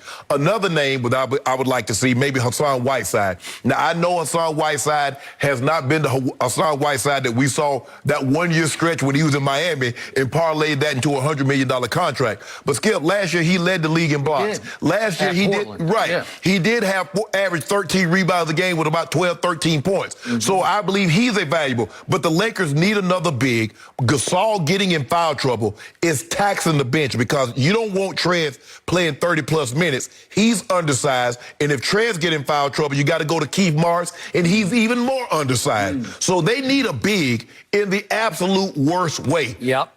So, Chris, what do you make of the fact that a lot of these names said to be available, starting with Andre Drummond, are speculated to want to go to Brooklyn instead of the Lakers? Obviously, Blake Griffin just went to Brooklyn. They still have another slot open, and now people are saying Andre Drummond would prefer to go to Brooklyn. What does that tell you?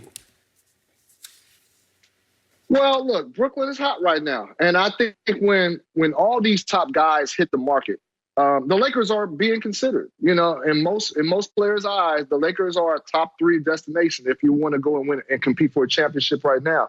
But the Brooklyn Nets are hot. And the one thing about the Brooklyn Nets, I think if you're a player, such as Blake Griffin, if you go to Brooklyn, you have a chance to get them their first title, you know, as well as play at a high level. With the Lakers, you're fighting you're just going to play just to keep them relevant, just to keep them afloat. And I think there's more value in going over there and doing something for the first time. So that's not a knock. I don't think it's a knock to say that the Brooklyn Nets are a more enticing team than the Lakers. I just think it's about what value you can bring to that team and what it would mean if you won. And I will say this, too, you know, about Hassan Whiteside, who you brought up, Uncle Shay. Whiteside will be truly beneficial to that team because, look, we have to remember, the center position is even more critical right now because if you look at the landscape of the West, you might have to go through Denver. And go through that Jokic guy. And if you get to the East, Brooklyn's hot right now. They're gaining on Philadelphia, but you might have to go against Embiid. And so that's why you want to have an insurance policy. Yes. Even though they have Anthony Davis, who can slide over to the 5, and depending on what lineup, sometimes that is the Lakers' best lineup when he's at the 5. But you necessarily don't want him going up against Jokic or going up against Embiid. So that's why I don't know that it's necessary that the Lakers need to get out of the West without having a true sturdy center. But you just got to have them for insurance policies because you never know who you're going to match up with later. I like AD at the 5 in the closing lineup, not the starting lineup. I don't want AD starting the game having to play the 5. I like the last 6-7 minutes of a ball game, and we slide AD to the 5. But hold on. I thought this was supposed to be KD's moment where he's about to lead a team to the championship. Because there was Steph Curry. You remember Steph Curry? That was Golden State. That was Steph's team. And so this was KD's opportunity. It was going to be KD and Kyrie. And then all of a sudden it's James Harden. And so now all of a sudden it's KD, Harden, Kyrie, Blake Griffin, Andre Drummond. I mean, level down. You remember that tweet in 2010 when KD tweeted, damn, everybody want to play with the Heat and Lakers? Whatever happened to competition? You remember that tweet, Chris Haynes? You remember that one? Oh, man. Oh, okay. Yeah, Okay. I was just checking. I was just making sure you remember that. Because I remember everything. Are you jealous? I ain't say nothing. You sound jealous. Because this is you what... sound threatened. Hold on, tell me. This is what my good friend and my debate partner Skip Bayless does. He told me, and even Charles Barkley say, damn, LeBron won all the good players. I ain't heard nobody mention anything about KD won all the good damn players. Well, you heard anything, Chris Haynes? Yeah, I would say this. I would say this about KD. Him going to Brooklyn to team up with Kyrie, I knew that I was there covering the Warriors. So I was there day to day. So I saw the flack that he took. I saw the insults. I saw the jabs. I saw how he responded to it. He didn't like it. He was never fully embraced as a Warrior because he teamed up with an all-time great team. Yeah. Even though he made them better. Right. So him going to the Brooklyn and teaming up with Kyrie, I felt like, good. This is an opportunity to where if Brooklyn wins, he will get the just due the credit that he deserves. Right. Now, I give him credit regardless, but public perception, they'll give him the credit. Now you add James Harden to the mix, and then you're adding Blake Griffin. We don't know if he still has all-star level potential left, but you got all these guys over there, right? And right now, as you see in my backdrop, these are my top 5 MVP candidates as of right now, and James Harden is there. So if the Brooklyn Nets do win the title, and I still do think KD will have a big role to play, I just wonder if he will still get that respect and the credit that he deserves, because it's a squad that's filled with a lot of talent. And so I worry about that. But he won't get the flack that he caught in Golden State because they won a championship and they're the team that bounced him in the previous playoffs. That's my MVP. I wonder. That's my MVP backdrop too. I told you that's the MVP. They got Dame Lillard, James Harden, Embiid, LeGoat James, and Yoke. They need to give me a vote. I need to be voting for them. Oh, okay. But time out. Kevin Durant isn't seeking help. The help is seeking Kevin Durant. They all want to play with him. You see the difference, yeah. Hold on, time out. So if a team put the team together, it's okay. LeBron, you just don't want, just say LeBron getting help, because I know why you don't want LeBron to get 6 and 7. Okay. Because you don't want him to be the GOAT, which he already is. You told me they had the 2 best players in the league last year going into the bubble, right? And did he not do it? Well, thanks to the Clippers. There you go. What the Clippers got to do with this? Well, everything. Hold on. Who they going to get? They need some help too, don't they? No, they're just fine. They're laying in the weeds in the basement. They're just waiting for their moment. The weeds just growing over them skills. So, Chris, back to you. I haven't heard. No, go. Oh, no, Skip, I've been saying, Skip, I haven't heard from you. You were, especially last year, it was Clippers heavy. Clippers heavy. Probably every show. If not every show, every other show. The Clippers have been missing from your vocabulary lately. Nope. I want to know what's going on. No, we've been talking Dak. That's all. It's just been Dak. No. He been talking about. He been upset. He been mad at Paul George. He talking about. I told you. He complimentary. Chris, the Clippers are even better than they were a year ago. I'm holding back. I'm trying to lessen the pressure on them because they are poised to get even with the Lakers. The Lakers are not going to get out of the West. We get us a big man, it's over. You better not let us get Drummond. If we get Drummond, it's over. It's Katie Martin. You told me it was over when you got Gasol, and I told you he's a glacier. But hold on, I need a healthy AD. We get healthy AD, we'll deal with whatever may come our way. Okay. So a healthy AD, we'll deal with Kipper. Okay. And my guy done got like 10 days off. Yep. It's good night, Irene, Chris Haynes. You already know Goat James, what he gonna do. Well, all I know is your guy's not going to win the MVP that you say that he is going to win. He gonna win it. Yep. He gonna win it. Watch it. Is that right, Chris? He got an uphill battle right now. AD being out, he hasn't played up to par. He has not. But Skip, are you suggesting that you're not commentating or criticizing the Clippers because you want to make sure their self-esteem is still high to be able to perform? Are you suggesting that they're not mentally strong enough to take criticism? Mm-hmm. That's what he said. No, they got a new coach and a new direction and a whole new mindset. They are biding their time. They're not looking ahead. They're just taking it one night at a time. Chris, if I'm not mistaken, the same thing that happened to them that they blamed Doc for, fourth quarter adjustment, late game execution, IQ, running the right plays. All I know is that they're the worst clutch time team in the NBA. The same thing that happened in 5, 6, 7 and against the Nuggets is happening on a nightly basis again. What happened when they played the Lakers? I see, that's Paul George. But what happened in the last 3 games? What BG did? Last 3 games they played. He's got a rough ride. It's the mid-year doldrums. Watch them take off. That's a good basketball team. Why the mid-year doldrums for everybody else? If everybody else lose, who cares about a Thursday in January? Who cares about a Wednesday in February? But let the Lakers lose. Yeah. Chris Haynes, are you writing off the Clippers? Is that what you're suggesting? That dead?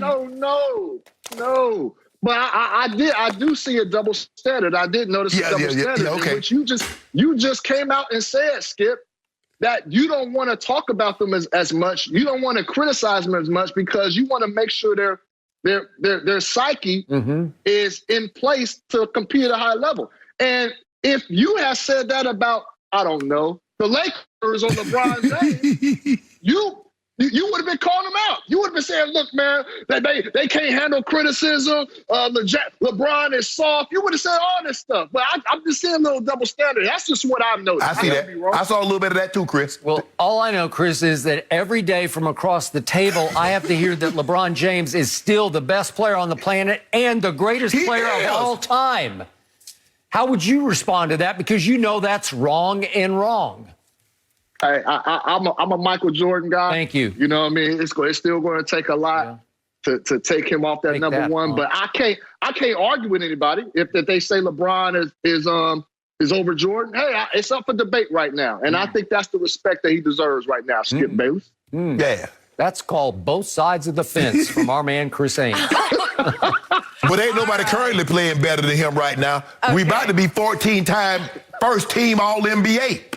Well, nobody's better than him? Not right now. Have you watched Kevin Durant when he was healthy? Game start again tonight. Clippers tomorrow, Lakers Friday. Time to get back to work, Chris. We appreciate you taking the time. We'll check in very soon. No mercy. Money. Yeah. That price going up here, baby.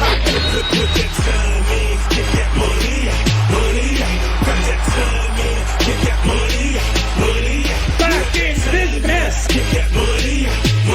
Here we go.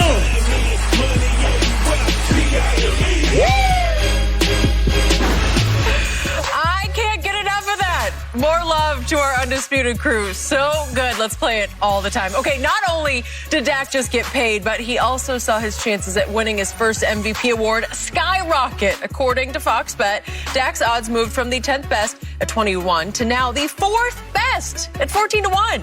Prescott is now trailing only Patrick Mahomes, Aaron Rodgers, and Josh Allen for the best chance to win the award. A lot can change in a couple days here. Shannon, what shot do you give Dak to win MVP? I don't give him much of a shot, but I understand why it's so high. Skip, remember last year, I think he was like, 4th or 5th last year coming into the season. But he does have a story, a very compelling story. And you know, the MVP is about storylines. You see Aaron Rodgers, he had the bounce-back season. Everybody, they drafted a quarterback, number 1, with their first-round pick, traded up to get him, and Aaron Rodgers bounces back. It's about storylines, and Dak is going to have a very, very compelling storyline.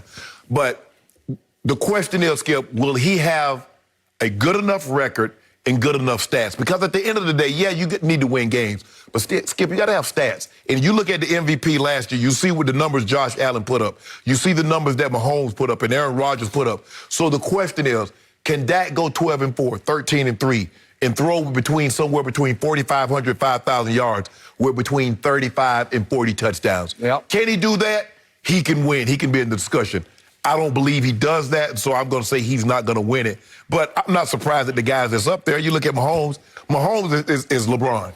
Every year when you have an MVP to start the season, Skip, he's somewhere in the top 5. I agree. And Mahomes is going to be that for the foreseeable future. He will be. And so am I surprised Dak is that high? No, I'm not surprised, considering the offense that they have, the weapons that they have around him.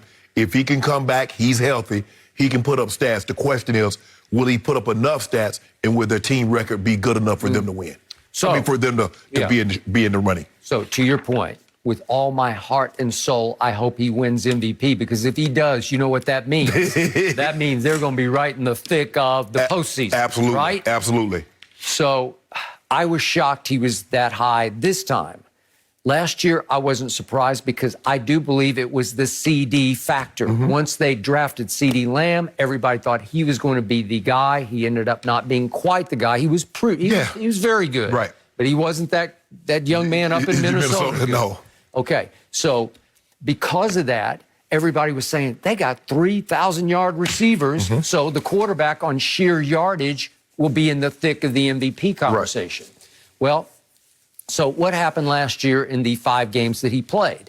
Well, too often they fell behind, and too often Shannon Sharp was dismissing the second-half yardage as empty calories or just garbage yards, right? And I mentioned earlier, fourth quarter against Cleveland, they're down 40-14. He throws for 254 yards. So if you look at the impact of what happened against Atlanta, they're down 29-10 at half. He throws for 1,000 yards, it seemed like, because they came all the way back and watermelon kicked to a miraculous victory. Yes. And even against Seattle, they fell behind 30-15, but he's throwing into the end zone to win the game. Didn't pull it off. Jerry took a little shot at him, remember? Couldn't close the deal. But the point is, even against the Giants, they fall behind 17-3, and here he comes. He is a warrior coming from behind. Doesn't always close the deal, but it seems like it's a recipe for ridiculous yards, right? But I think the voters are going to hold that against him, because they're going to look at and say, those are empty calories, bro. I mean, you were behind. Now, he's going to have to, Skip, he's going to have to, like, win some of these games where he's in control for the entirety of the game. I agree. I mean, we understand now, quarterback's going to have some come from behind wins on his resume. We saw Rodgers have a few of those. We saw Mahomes have a couple of those. We see Tom Brady. But you can't, every game you fall behind, by 2 touchdowns, 3 touchdowns, Okay, so I told you, unfortunately, he has been 6-11 in his last 17 starts. If we go back through the 5 games of this past year and then go back to 2019, the 16 games he played, not one time did they just wipe somebody out from the start. They just don't do it that way, and it's in part because they don't play defense. But it's also in part that they start slowly on offense, and I don't know why. So if we're going to actually have an MVP conversation here with number 4, he's got to have some hot starts and some wipeout wins like he had early in 2019, which were against 3 teams that were not very good. Remember, it goes Giants, at Washington, Miami. All 3 were sorry teams that year. Okay, so you need to do that to achieve this. I also think that guy down in Tampa Bay is going to be in the middle of this year, because he says we will be better next year, just on repetition, just on continuity, just on we're getting to know each other better. Well, they're loaded at receiver, and I do believe Gronk and AB will be back. You don't think Brady's going to be in the middle of this? Oh, absolutely. He will be. So I would rank him, obviously, above Dak, and I'm surprised Dak is this high. I think Lamar Jackson's going to be right back in the thick of it again. You got that right. So it will be very difficult to pull off, but I do have a good feeling about this team just being a happy team that will get off to a hot start, which could vault him into the middle of it. And the key to it all is still CeeDee Lamb to me. He showed early chemistry with Dak that he did not display with all those other PADs and Garrett Gilberts and obviously Andy Dalton. He didn't have that kind of chemistry. Well, if he has it with Dak this year, he's going to take that sophomore leap into superstar. Well, Skip, if the Cowboys are 12-4 and he has numbers, I mean 4,500, he's going to have numbers. Yeah, well, he's going to be right smack dab in the middle of it. It might come down, just like this year, it came down to the last 2 games. Patrick Mahomes struggled against Atlanta. Aaron Rodgers throws for like 4 touchdowns against somebody, and he pulls away with it. It might come down to a situation, to the guys that you see on the screen there, Skip. It might come down to the last couple of weeks of the season, because it's going to be nip and tuck. So I got a happy quarterback. I got a happy locker room. I got a happy GM/owner. I think they're going to be hugging and kissing all day today, because they're going to have a big press conference in Dallas. And that means I'm going to have a happy start to the season. Okay. he wins an MVP, but doesn't get this team to the Super Bowl, would the contract be justified? Well, what happens in the playoffs? How close do they come? Do they lose the first game? Maybe they get to the championship game. Okay, justified. Because they haven't been to one in 26 years. Okay. Right? Okay. I'll take that. I'd take it right now. I'd take it, be happy. No mercy. Today, the Big East tournament tips off with a triple header on FS1. First, at 3 Eastern, Marquette battles Georgetown. Then, at 6, Butler faces Xavier. And at 9, catch DePaul as they take on Providence. All the first-round action begins today on FS1, Fox Sports app. Well, people are already wondering how the Cowboys are going to afford Dak's massive 4-year, $160 million contract, leading to speculation that this could be Ezekiel Elliott's last season playing with his quarterback. While Dallas can't feasibly move on from Zeke this season, they could save nearly $6 million in cap space in 2022 if they cut the star running back then. So, Shannon, how much pressure does Dak's deal actually put on Zeke here? Well, there's no pressure on because Dak got his deal, Skip. There's pressure on Zeke because Zeke is the highest paid running back, and he hasn't lived up to the money that Jerry paid him. He was unbelievable. 2 of the first 3 years, he led the league in rushing. He led the league in rush yards per game, Skip, even though he missed a number of games and wasn't able to qualify.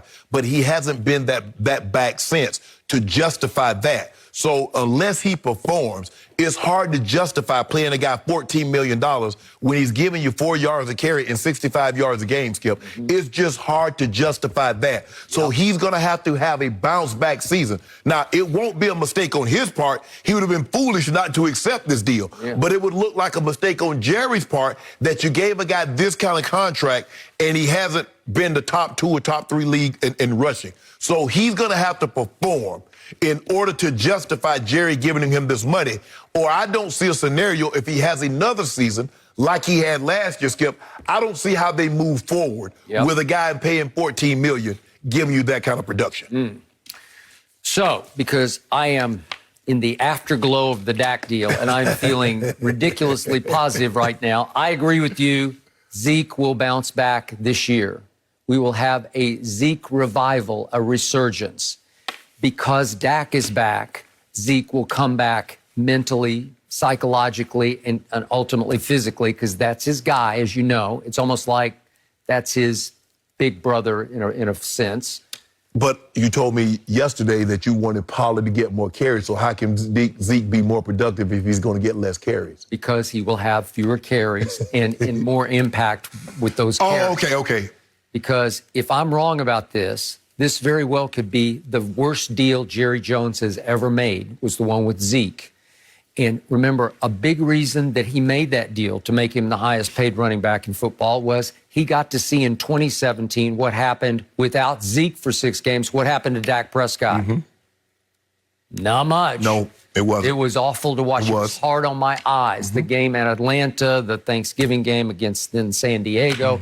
It was an embarrassment. Dak had a long, hard struggle without Zeke. Yes. So I think some people were starting to make the case maybe Zeke is a little more valuable than the 4th rounder Dak is.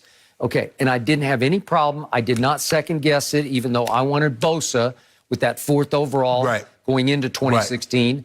They took Ezekiel Elliott. Well, he didn't just play great college football. He dominated college football the way I'd never seen any back dominate. Remember the games? Wisconsin, the Big Ten championship game, then Bama, then Oregon. It's like 250, 250. It's right. They could not tackle him, right? So I thought, okay, we had Darren McFadden, who was he ran for 1,000 yards. Yeah, he had gone for 1,000 the year before, and I thought we're okay there. Not great, but okay. Right. And by the way, that was the end of Darren McFadden's career. When they took Zeke, it was lights out for Darren, who, you want to talk about a great college back? He was. God, I used to watch him and say, Lord have mercy. And that was the thing, Skip, is that, but Jerry envisioned, he saw with this, when you have a great offensive line, and he had those in the mid-90s with Emmett, 1,000 yards was unacceptable. Emmett was gaining 16, 17, 1,800. And then he saw with Murray. DeMarco Murray gained 1,800. He did. He's like, well, we got a line like this here. We need more than 1,000. Let's go get us a back. Zeke got 1,600. So they strengthened the strength that was their offensive line and their offense. And here, just for the viewers out there to let this sink in, these are Zeke's yards per game over his 5 years. They went 109. 109 yards as a rookie. That led all of football. Then it dropped to 98 in 2017, but that still led the NFL. Dropped to 96 the next year. Not bad. Still led the NFL. That's still Hall of Fame pace. And here we go. Then it dropped in 2019 to 85 yards a game, and last year to 65 yards a game. That's just Joe Smo. That's average. That's average skill. Well, Pro Football Focus ranked Zeke at the end of last year the 15th best running back. The 15th best running back? I'm sorry, they graded him. I got that wrong. That was 15th. The 65 yards a game was 15th, but Pro Football Focus actually graded him the 46th best running back. Yeah, that's not so bad. he's way down the line. He's over and out.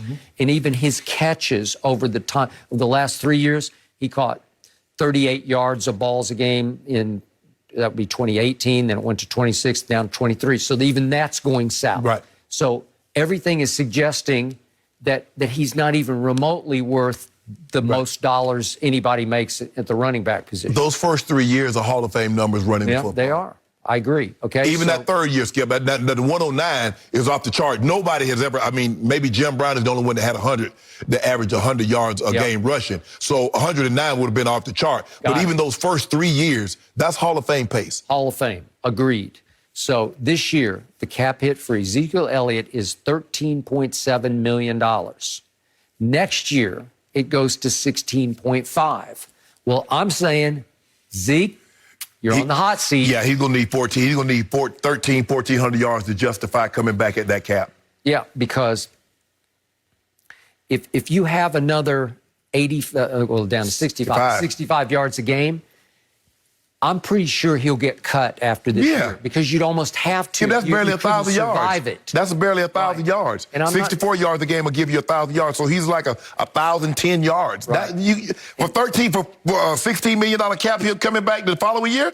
Hell no. And I have never said that Tony Pollard was an every down back. No. He can actually catch it better than he's been given a chance to catch it. Right. You can line him up at the wide. Yeah, he's explosive. He's at his best, Skip, when you minimize his carries to maintain that explosiveness. But when you start giving him the ball and says, okay, we're going to try to run you like Zeke, he lose some of that explosiveness. That's why I think Zeke is valuable. I just don't know if Zeke's going to be able to put up the numbers that you want to see, considering that you want Pollard to get more opportunities. Got it. So Zeke came back from Cabo, where he was, quote unquote, holding out, missing camp, right? Man, you ain't got with that. And ever since, it looks like he's running to me in Cabo Sands. I heard the wings good over there in Cabo. Well, they must be, because he came back with not one chin, he had two chins. Oh. And I'm not sure he ever recovered. But he looked good, Skip. He looked good. You said he looked good coming into this season. Into this past season? Yes.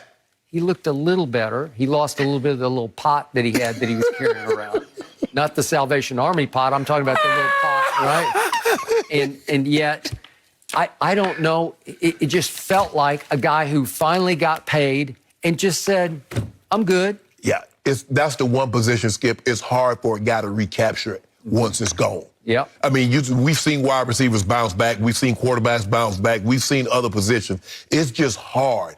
When you've had that kind of wear and tear, the kind of mileage that Zeke has put on his body, it's hard to bounce back, to go from all of a sudden you had 1,000, you've been this great back, and all of a sudden you go to 1,000, and then you bounce back up to 1,400. It doesn't normally happen like that for running backs. No, and all too often I have seen him have a burst of a run. He's lost a lot of his burst, but he'll have a sudden run where he gets loose for 32 yards, and he's waving to the sideline, take me out.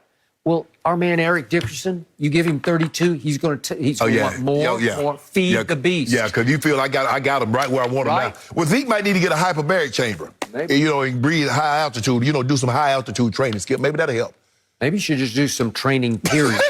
And maybe because Dak is back in the saddle, that he will get that man Zeke back in gear. Maybe he has maybe he has asthma. Maybe he's got asthma, but asthma he will bounce back from. Okay. Yep. I can't help but not think of his "Feed Me" tattoo every time we talk about him. Like, it's an interesting place for it. Everyone's looking there. Okay, we'll see how he progresses ahead of the season. No mercy. Well, the Lakers may be getting a bit of a break as they start the second half of the season. LeBron played a career-low 13 minutes in the All-Star game, and after skipping the team's first half finale against the Kings, he should be fully rested when the Lakers play the Pacers this Friday night.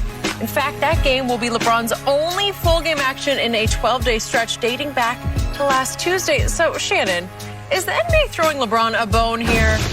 Hold on, this doesn't qualify as a bone. So LeBron gets 2 days as the rest of the league got 2 months. Do you remember LeBron last played in July, and then he had to turn around and play in December, while everybody else was home because a third of the teams didn't even make it to the bubble, and a lot of them, once the bubble was over, they were done, and then a few more after a week they were done. So LeBron having to play into July, going on year 18 legs, now he gets 2 days and everybody up in arms. Oh, they throwing him a bone. They throwing him a bone. Nobody's up in arms. Yeah, it is. You up in arms. I'm about to. Yeah, you up in arms. Oh, that's how they do the Lakers. He took off. He could only play 13 minutes in the All-Star game. He shouldn't have played it all. I believe I'm the only one who noticed that his team is only having to play 1 game in 11 days. They play Friday night. They don't play again until Monday night. Good. I think I'm the only one who noticed that LeBron will play only 1 game in 12 days in the middle of a basketball season. This is unheard of. How many? Unprecedented. Can I ask you a question? If you're proud of that, how many games have he played in 12 days? In 12 days. You're proud to this little break he got. Remember, he was supposed to get the whole week off. He wasn't supposed to be an All-Star game. Oh, well, he protested in the second half. He just said, ain't nobody protested, man. He did. He didn't even play. Yet this is the man who says, I don't get tired. Remember that? Yeah. I don't get tired? Yeah. Well, then why did he need any days off? Can I ask you a question? You know and I know what just happened. Can I ask you? The league just said, here, LeBron, go win MVP. We're going to give give you 1 game in 12 days. Go win MVP. We need you in what's he in, the 21st year of his career? Can I ask you a question? Was there supposed to be an All-Star game? So in actuality, he was supposed to have the entire week off. Once the game ended Wednesday night, he was supposed to be done. Wasn't supposed to show back up. He called it a slap in our face. Okay. Right? But what did he do? The good soldier that he is, he showed up, put on his pearly white, and smile. He missed a couple layups in the first half, and then he pouted in the second half. Am I right? No, Skip, that man. You know it, and I know it. Skip, you know. I mean, I'm out. I protest. The man has been in 17 straight All-Star games, and he can't. So you want him to play 30 minutes, really? Yeah. Well, just admit you do get tired, and he needed a break. He needed 1 game in 12 days, unheard of. And now he's poised to go try to win the MVP. We gonna win it. Ain't no poised to. We gonna win it. Yeah, we think rested. We've already lost it to Joel Embiid. We rested. Yeah. Okay. What about Joel? You didn't need rest. Let me ask you a question. What about Joel Embiid? Did he play? He had COVID. Remember? Yeah. When last time he played? Well, it doesn't matter. Oh, he didn't even play the All-Star game.